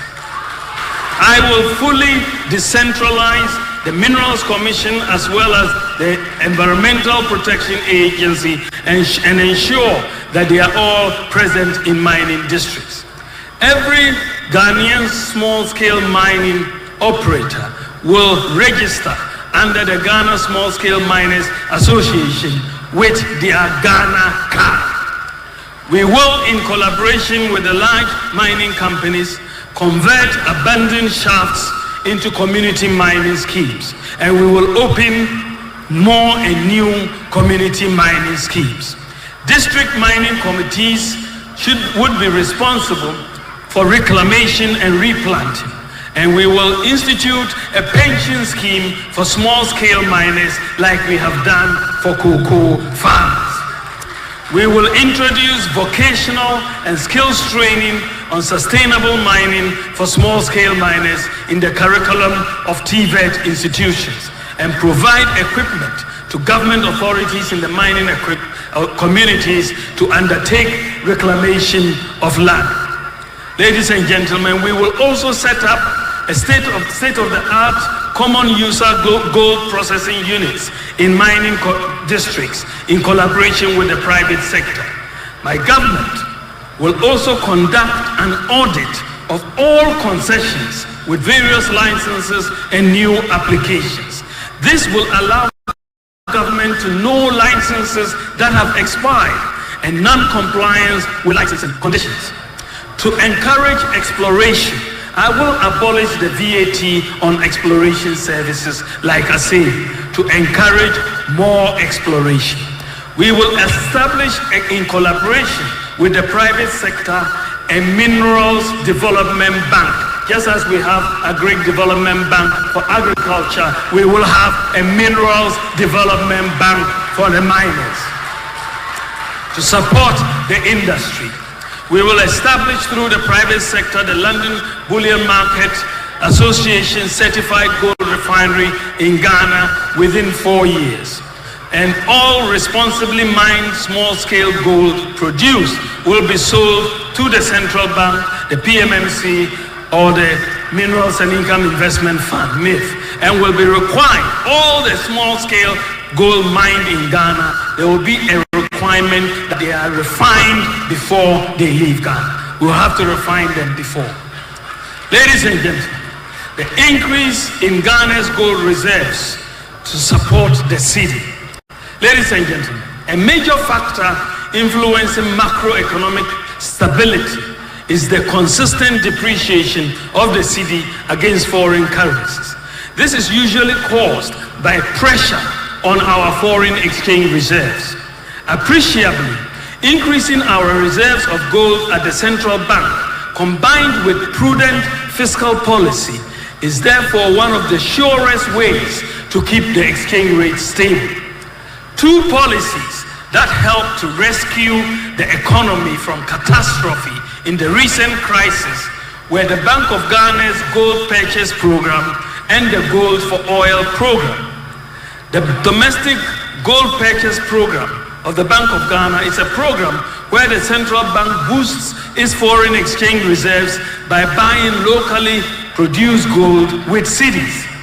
Before this program, the total of Ghana's gold reserves since independence was 8.7 tons. That's the total we held since independence. This compares to 3,352 tons for Germany, 2,814 tons for the IMF, 2,451 tons for Italy, and 8,133 tons for the United States. It did not make sense to me that Ghana, the largest gold producer in Africa, will have some of the slowest holdings of gold reserves in the world. So I proposed to the Bank of Ghana to start a gold purchase program. The Gold for Oil program, on the other hand, allows the payment for oil imports with gold. So importers provide cedis which the Bank of Ghana uses to buy gold and pays the suppliers of the oil. This reduces the pressure on Ghana's foreign exchange reserves and stabilizes the rate. Ladies and gentlemen, it will interest you to know that since this program started, the Bank of Ghana has purchased 26 tons of gold at $1.73 billion. The government of Ghana's Gold for Oil program, which also started in late December 2022, has purchased 16 tons of gold at $1.06 billion that has been available for the import of petroleum products. Together, the gold for reserves and the gold for oil programs have unlocked $2.79 billion to meet external payments of the country in just over a year. These two policies have allowed us to build foreign exchange reserves and pay for critical imports like fuel, stabilize the exchange rate. It is important to note that the $2.7 billion that we have unlocked is almost equivalent to the $3 billion loan that we have obtained from the IMF, which is going to be disbursed over 3 years. What is clear to me is that if we had started implementing these policies, say 20 years ago, Ghana would be in a very different situation today. But it is never too late, and we have started, and we will continue. Ladies and gentlemen, given the large amount of gold reserves Ghana has, this is just the tip of the iceberg. Ghana has 7 large gold belts stretching from Axim and Winneba to Nangodi and Laura. According to the Geological Survey Department, the belts cover an area of 43,000 square kilometers, with about 50%, that is 21,000 kilometers, not yet explored. The conservative estimate is that the potential quantum of gold in these unexplored belts is around 5 billion ounces. This has a market value today of $10 trillion. My government will engage exploration experts from the universities and the geological institutions to assist in exploring our 7 gold belts. However, if even only 5% of the 5 billion ounce estimate materialize, only 5%, it will be a game changer for Ghana. My government will provide the Geological Survey Department and our universities with resources annually to undertake a mapping of areas where we have gold reserves. As a matter of policy, we will legislate that concessions in areas with proven gold reserves that we'll find, 100% of those concessions will be given to Ghanaians and for operations. We can easily raise the capital required and hire the expertise once the gold reserves are proven. Our policy will be to build Ghana's gold reserves appreciably to reach a point where we have sufficient gold reserves to keep our external payments position sustainably strong. This, along with a supportive fiscal discipline, will provide long-term stability for the exchange rate of the city, and at the same time reduce our dependence on the Eurobond market for finance. I believe that the maximization of the benefits from our natural resources will help create jobs, improve livelihoods, and also improve the conditions of service of Ghanaian workers. I now come to industrialization.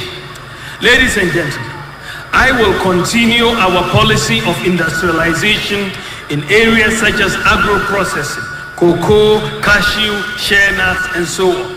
Salt, gold, lithium, refining, and manufacture of batteries and automobile assembly and manufacture. And also empower the local business sector, especially startups and SMEs, to drive investment and growth in Ghana, thus significantly boosting job creation. We must also protect local industry from smuggled imports that evade import duties. Ladies and gentlemen, special economic zones will be created. These are the free zones in collaboration with the private sector at Ghana's major border towns, such as Aflao, Paga, Elubo, Sankase, and Tatale, to enhance economic activity, increase exports, and reduce smuggling and create jobs. Tema Port will be fully automated and benchmarked to be as efficient as some of the best ports in the world, like Hong Kong, Singapore, and Dubai. Also, there will be a new policy of aligning import duties and charges at the Tema Port to the import duties and charges at the Lomé Port in Togo.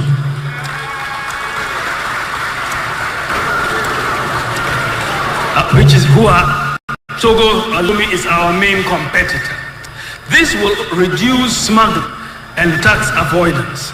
Also, for spare parts importers, duties will be at a flat rate per container, 20 foot or 40 foot, and that is what we are going to do. Ladies and gentlemen, let us now move to dealing with corruption. I entered politics to serve the nation.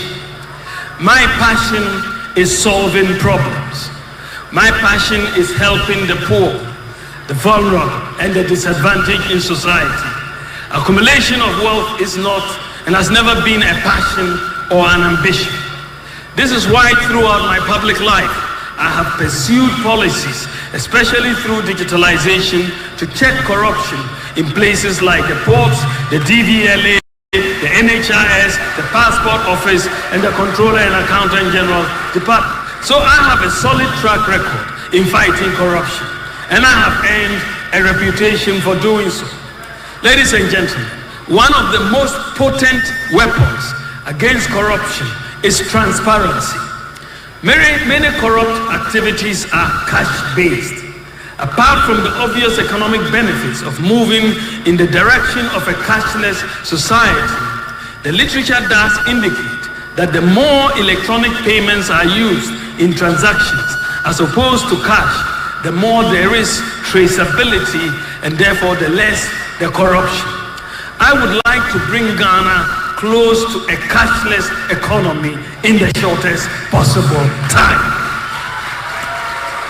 So far, the Bank of Ghana has made a lot of progress in this direction by putting in place a lot of the systems and infrastructure required.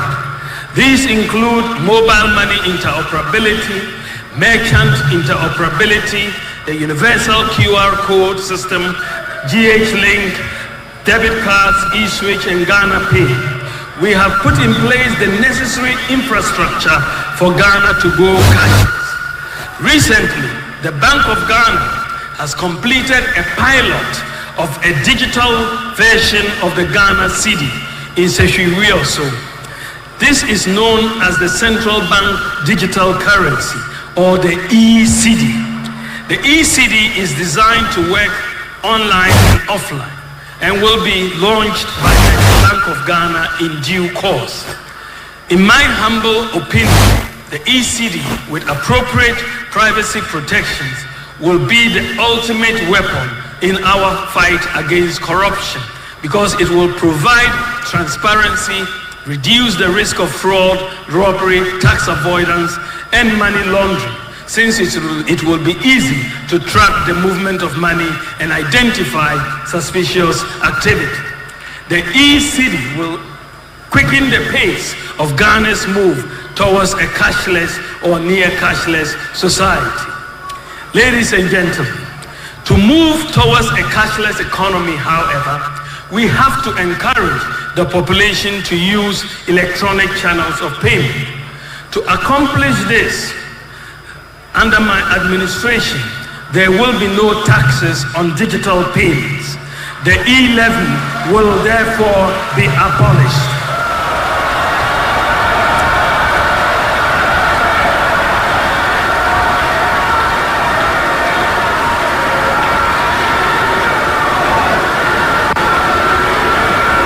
Ladies and gentlemen, ladies and gentlemen,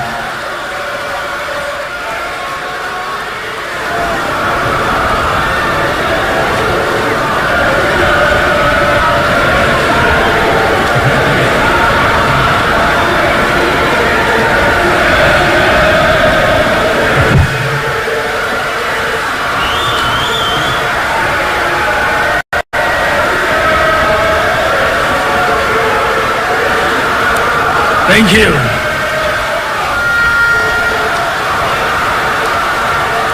Furthermore, to enhance transparency, I will cause to be published online details of all public contracts for public scrutiny. Ladies and gentlemen, in advanced economies, workers are able to easily access credit to purchase basic items such as televisions, cars, and houses. They are able to do so because the credit system works and it is supported by individualized credit scoring by credit rating agencies. In Ghana, a credit system is yet to develop, and therefore life is harder for workers. It is my goal to make it easier and cheaper to access credit by leveraging on our data and systems such as the Ghana Card, Ghana Post GPS, mobile money interoperability, DVLA, GRA, the bank accounts, and all those to build an efficient credit system and a mortgage market in Ghana underpinned by individualized credit scoring and the digitalization of land titling and transfer. We look forward to starting individualized credit scoring in Ghana this year, and will make it easier for Ghanaians to access credit at lower interest rates. Ladies and gentlemen, I believe that as when it comes to a national development plan, I believe we can find broad contours of a national development plan for which we can find consensus in areas such as education, health, industrialization, environment, and so on. I will support a consensus national development plan. Specifically, I will propose to amend Article 87 of the 1992 Constitution, as well as the NDPC Act, Act 479, to mandate political party manifestos and consequently economic and social policies of governments, as well as budgets, to be aligned to the agreed upon broad contours in specific sectors. Ladies and gentlemen, the current constitution was designed mainly for political stability, and it has achieved that. We need to amend it with the help of Parliament to align it more for national development. In that context, I am committed to the process to amend the 1992 Constitution through extensive public consultation with key emphasis on issues such as ex gratia, the rights of dual citizens, elections of MMDCs to deepen decentralization, empowering institutions while reducing the power of the president. Ladies and gentlemen, I want a Ghana where we place an emphasis on values and doing the right things, with the human factor playing its appropriate role in curbing corruption, bribery, crime, dishonesty, and so on. A culture of governance founded on ethical values, transparency, professionalism, and meritocracy, to create a modern government machinery that exhibits more intensity and determination to impose order, discipline, and enforce compliance of the rules and regulations that are in place.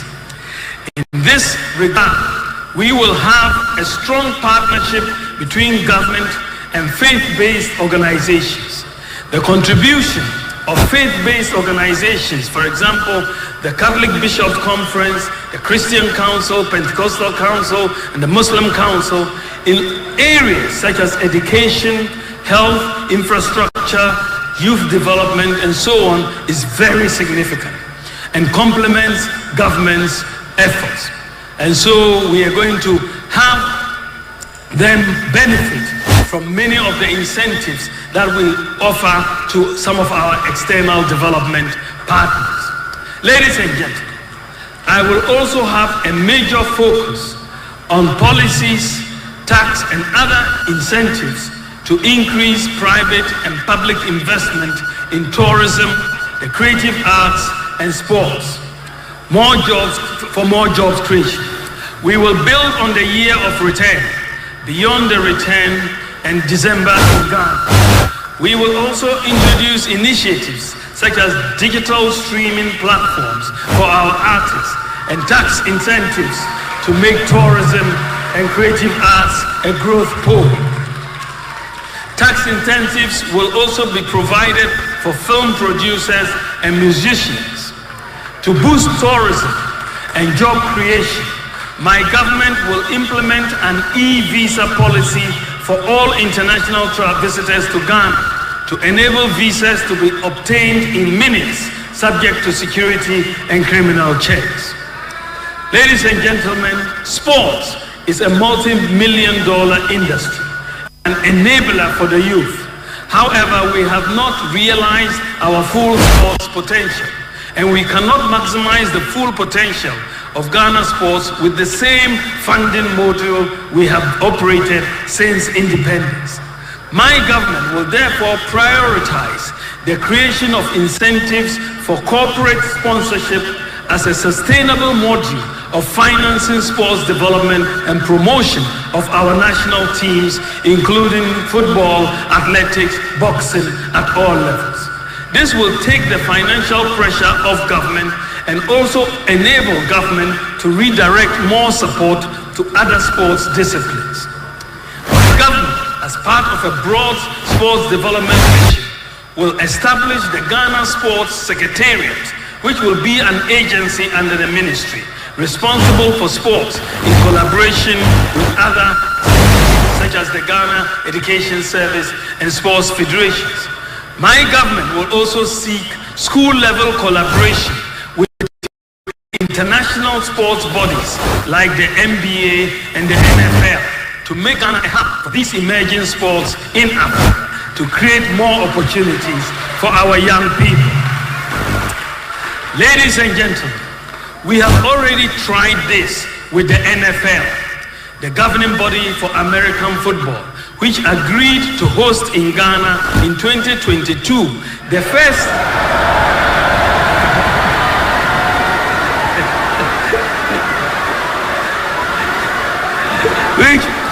which agreed to host in Ghana in 2022 the first ever NFL flag football in Africa after my engagement with them. This paved the way for 10 young Ghanaians to be selected to the United States to represent Africa in the global NFL tournament last year. Another set of young Ghanaians who were picked after the second NFL Africa football was also held in Ghana last year are currently in the United States to represent Africa.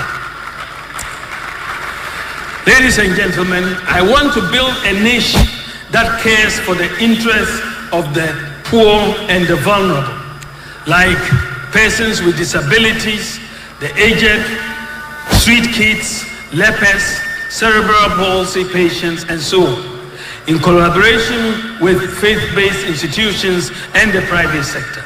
My government will also focus on special needs. To start with, we will recruit special needs teachers, train teachers on how to work with special needs students. We will also more language therapists and occupational therapy. Ladies and gentlemen, we have secured visa-free travel to a growing list of countries for the benefit of our citizens and businesses. However, the acquisition of passports by Ghanaians at home and abroad has continued to be difficult for many, even though it has significantly improved. So far, Ghana has about 4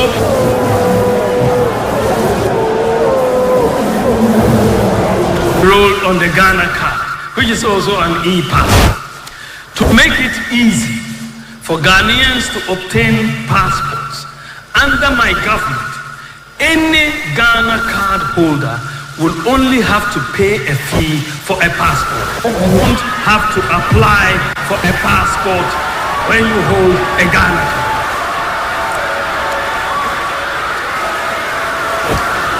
If you are a holder, we were invited to this program, and then I think it's laudable the idea they are trying to bring in more and more, and then we think powerful.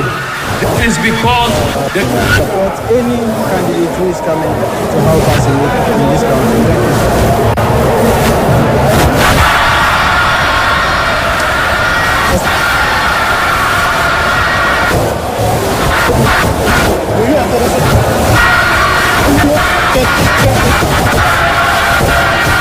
If you want, I can.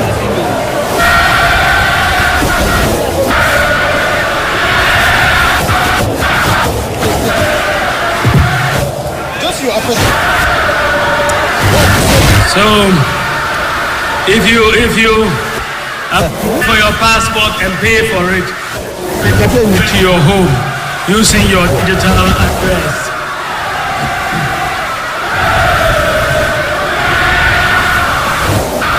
Thank you. Ladies and gentlemen, the Bawumia administration will also prioritize the full implementation of the Affirmative Action Act, as should hopefully have been passed by January 2025. Under my government, free senior high school education will continue, and we will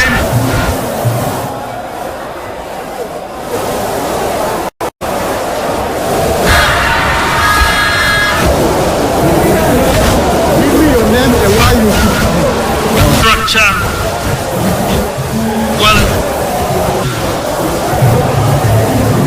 Okay, my name is Abdurrahim, and for medical, to look at the speech of the Vice President of Ghana, and we are hoping most of the these are just visible, and it's something that is good ideas comes to power.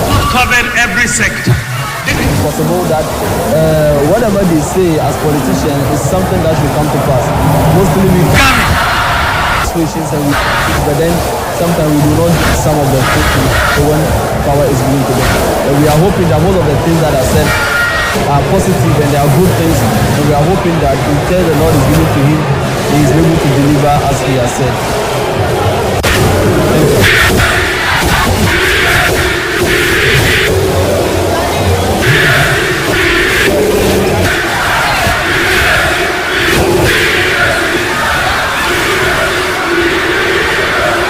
Ladies and gentlemen, So far, I have spoken about the economy, the contributions, my in conclusion, the choice God is between Vice President Bawumia and former President Mahama. It is between them. I have two other persons.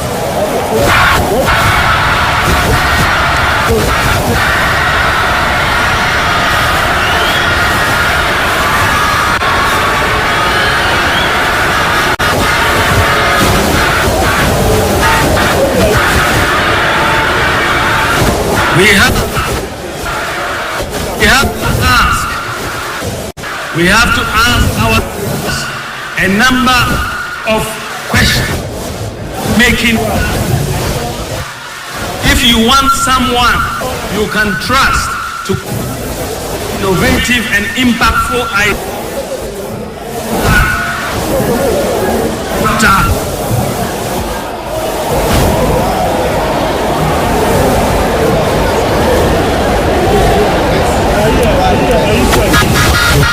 Ok, c'est bon, non? Test micro test. To fight corruption, then your choice is Dr.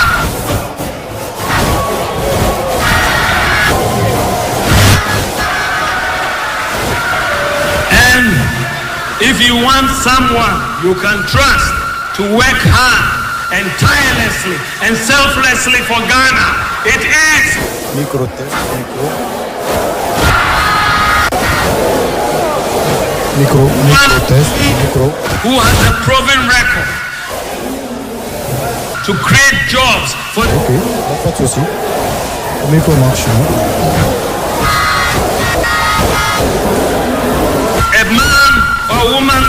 This is we are to care of the poor, disabled, vulnerable. It is Dr. Bawumia.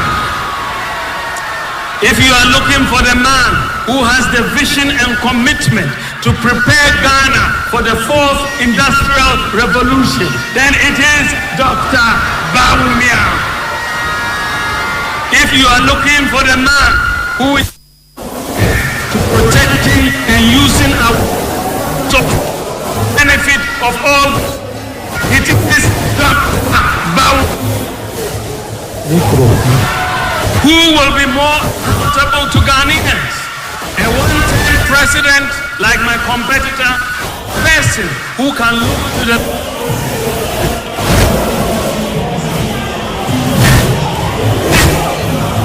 Bawumia. Who can you trust to protect and improve free senior high school? It is Dr. Bawumia. Who do we trust to improve the national health scheme and improve the quality of health care in Ghana? It is Dr.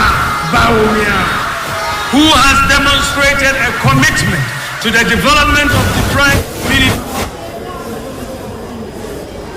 It's Dr. Bawumia. Gentlemen, many people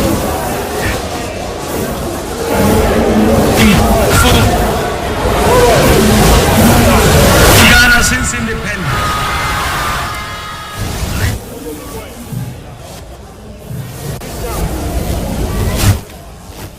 President Nana Addo Dankwa of a vice president who perhaps make a mark.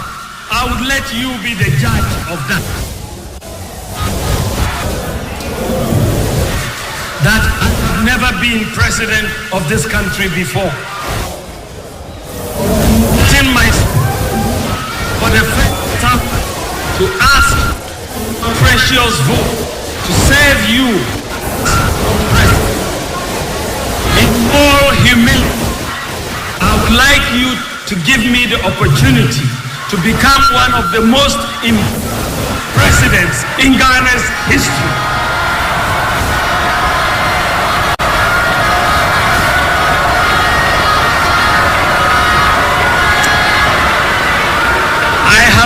outlined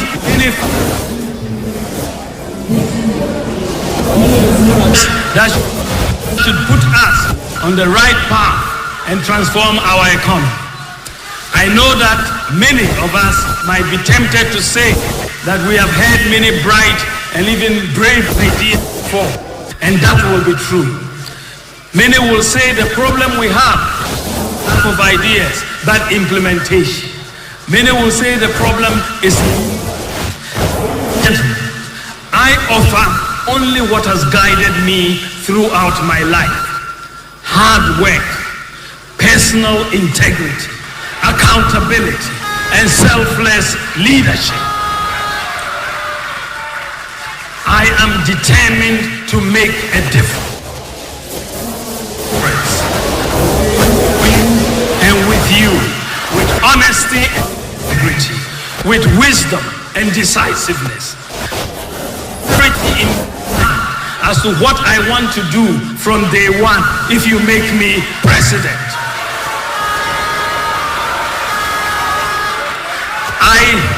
I will not ask for a honeymoon to cool off and think about what to do.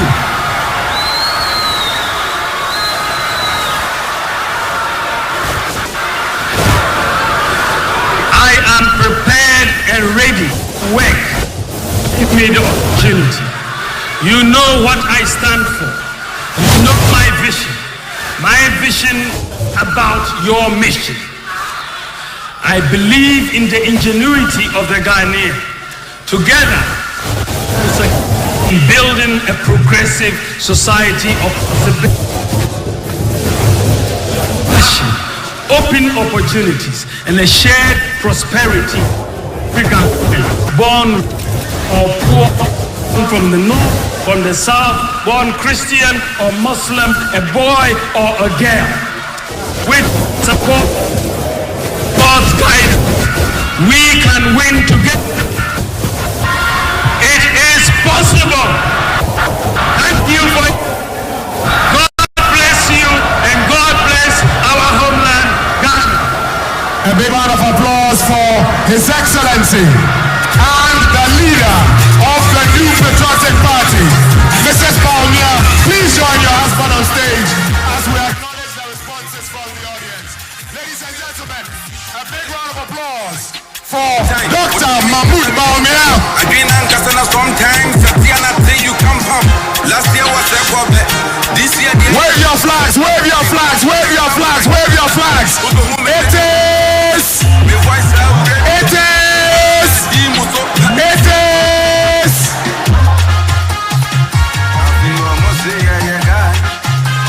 Let's give them a big round of applause, ladies and gentlemen.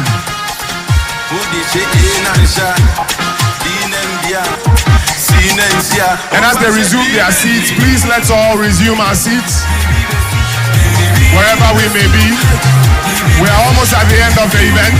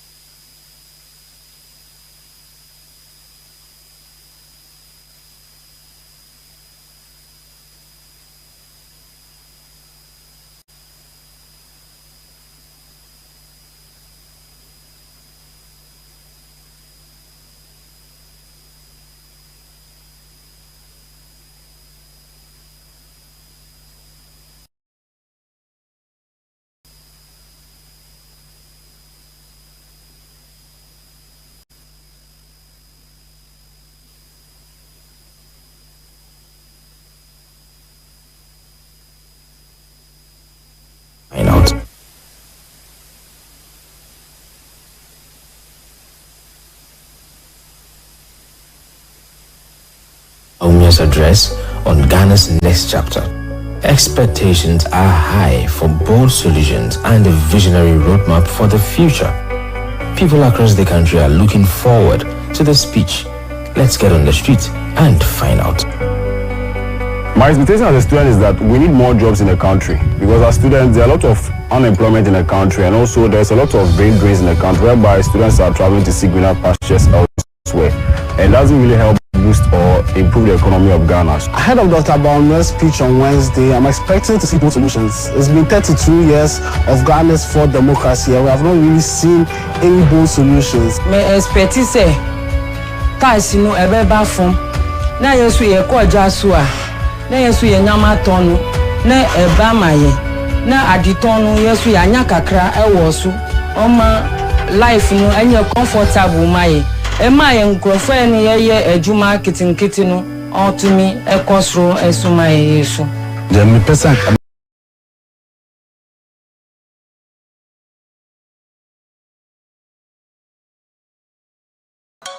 With Azar's high-quality paints that last long and give great finish every time, you can color your world with a smile. Azar, #1. From Azar Group, since 1921.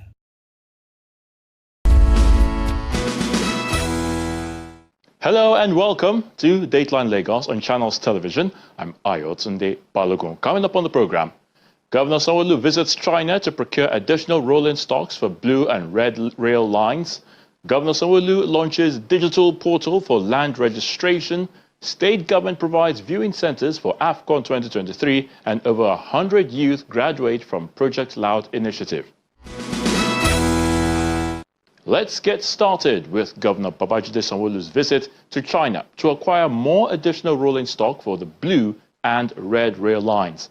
All in a bid to deliver the second phase of the Blue Rail project and also unveil the Red Rail operation before the end of February this year.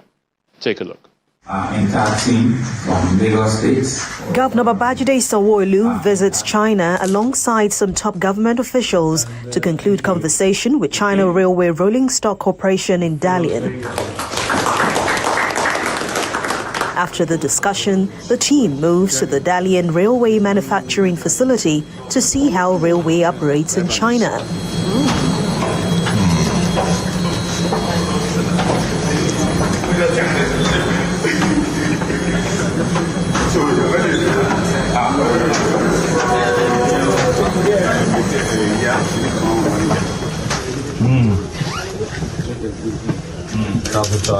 Yeah. Can I have first? Yeah. You can sit, so want to take a picture? Okay. Good.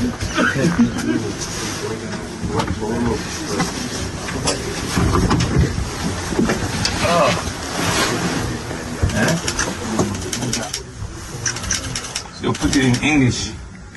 English, but this is for Chinese. Chinese.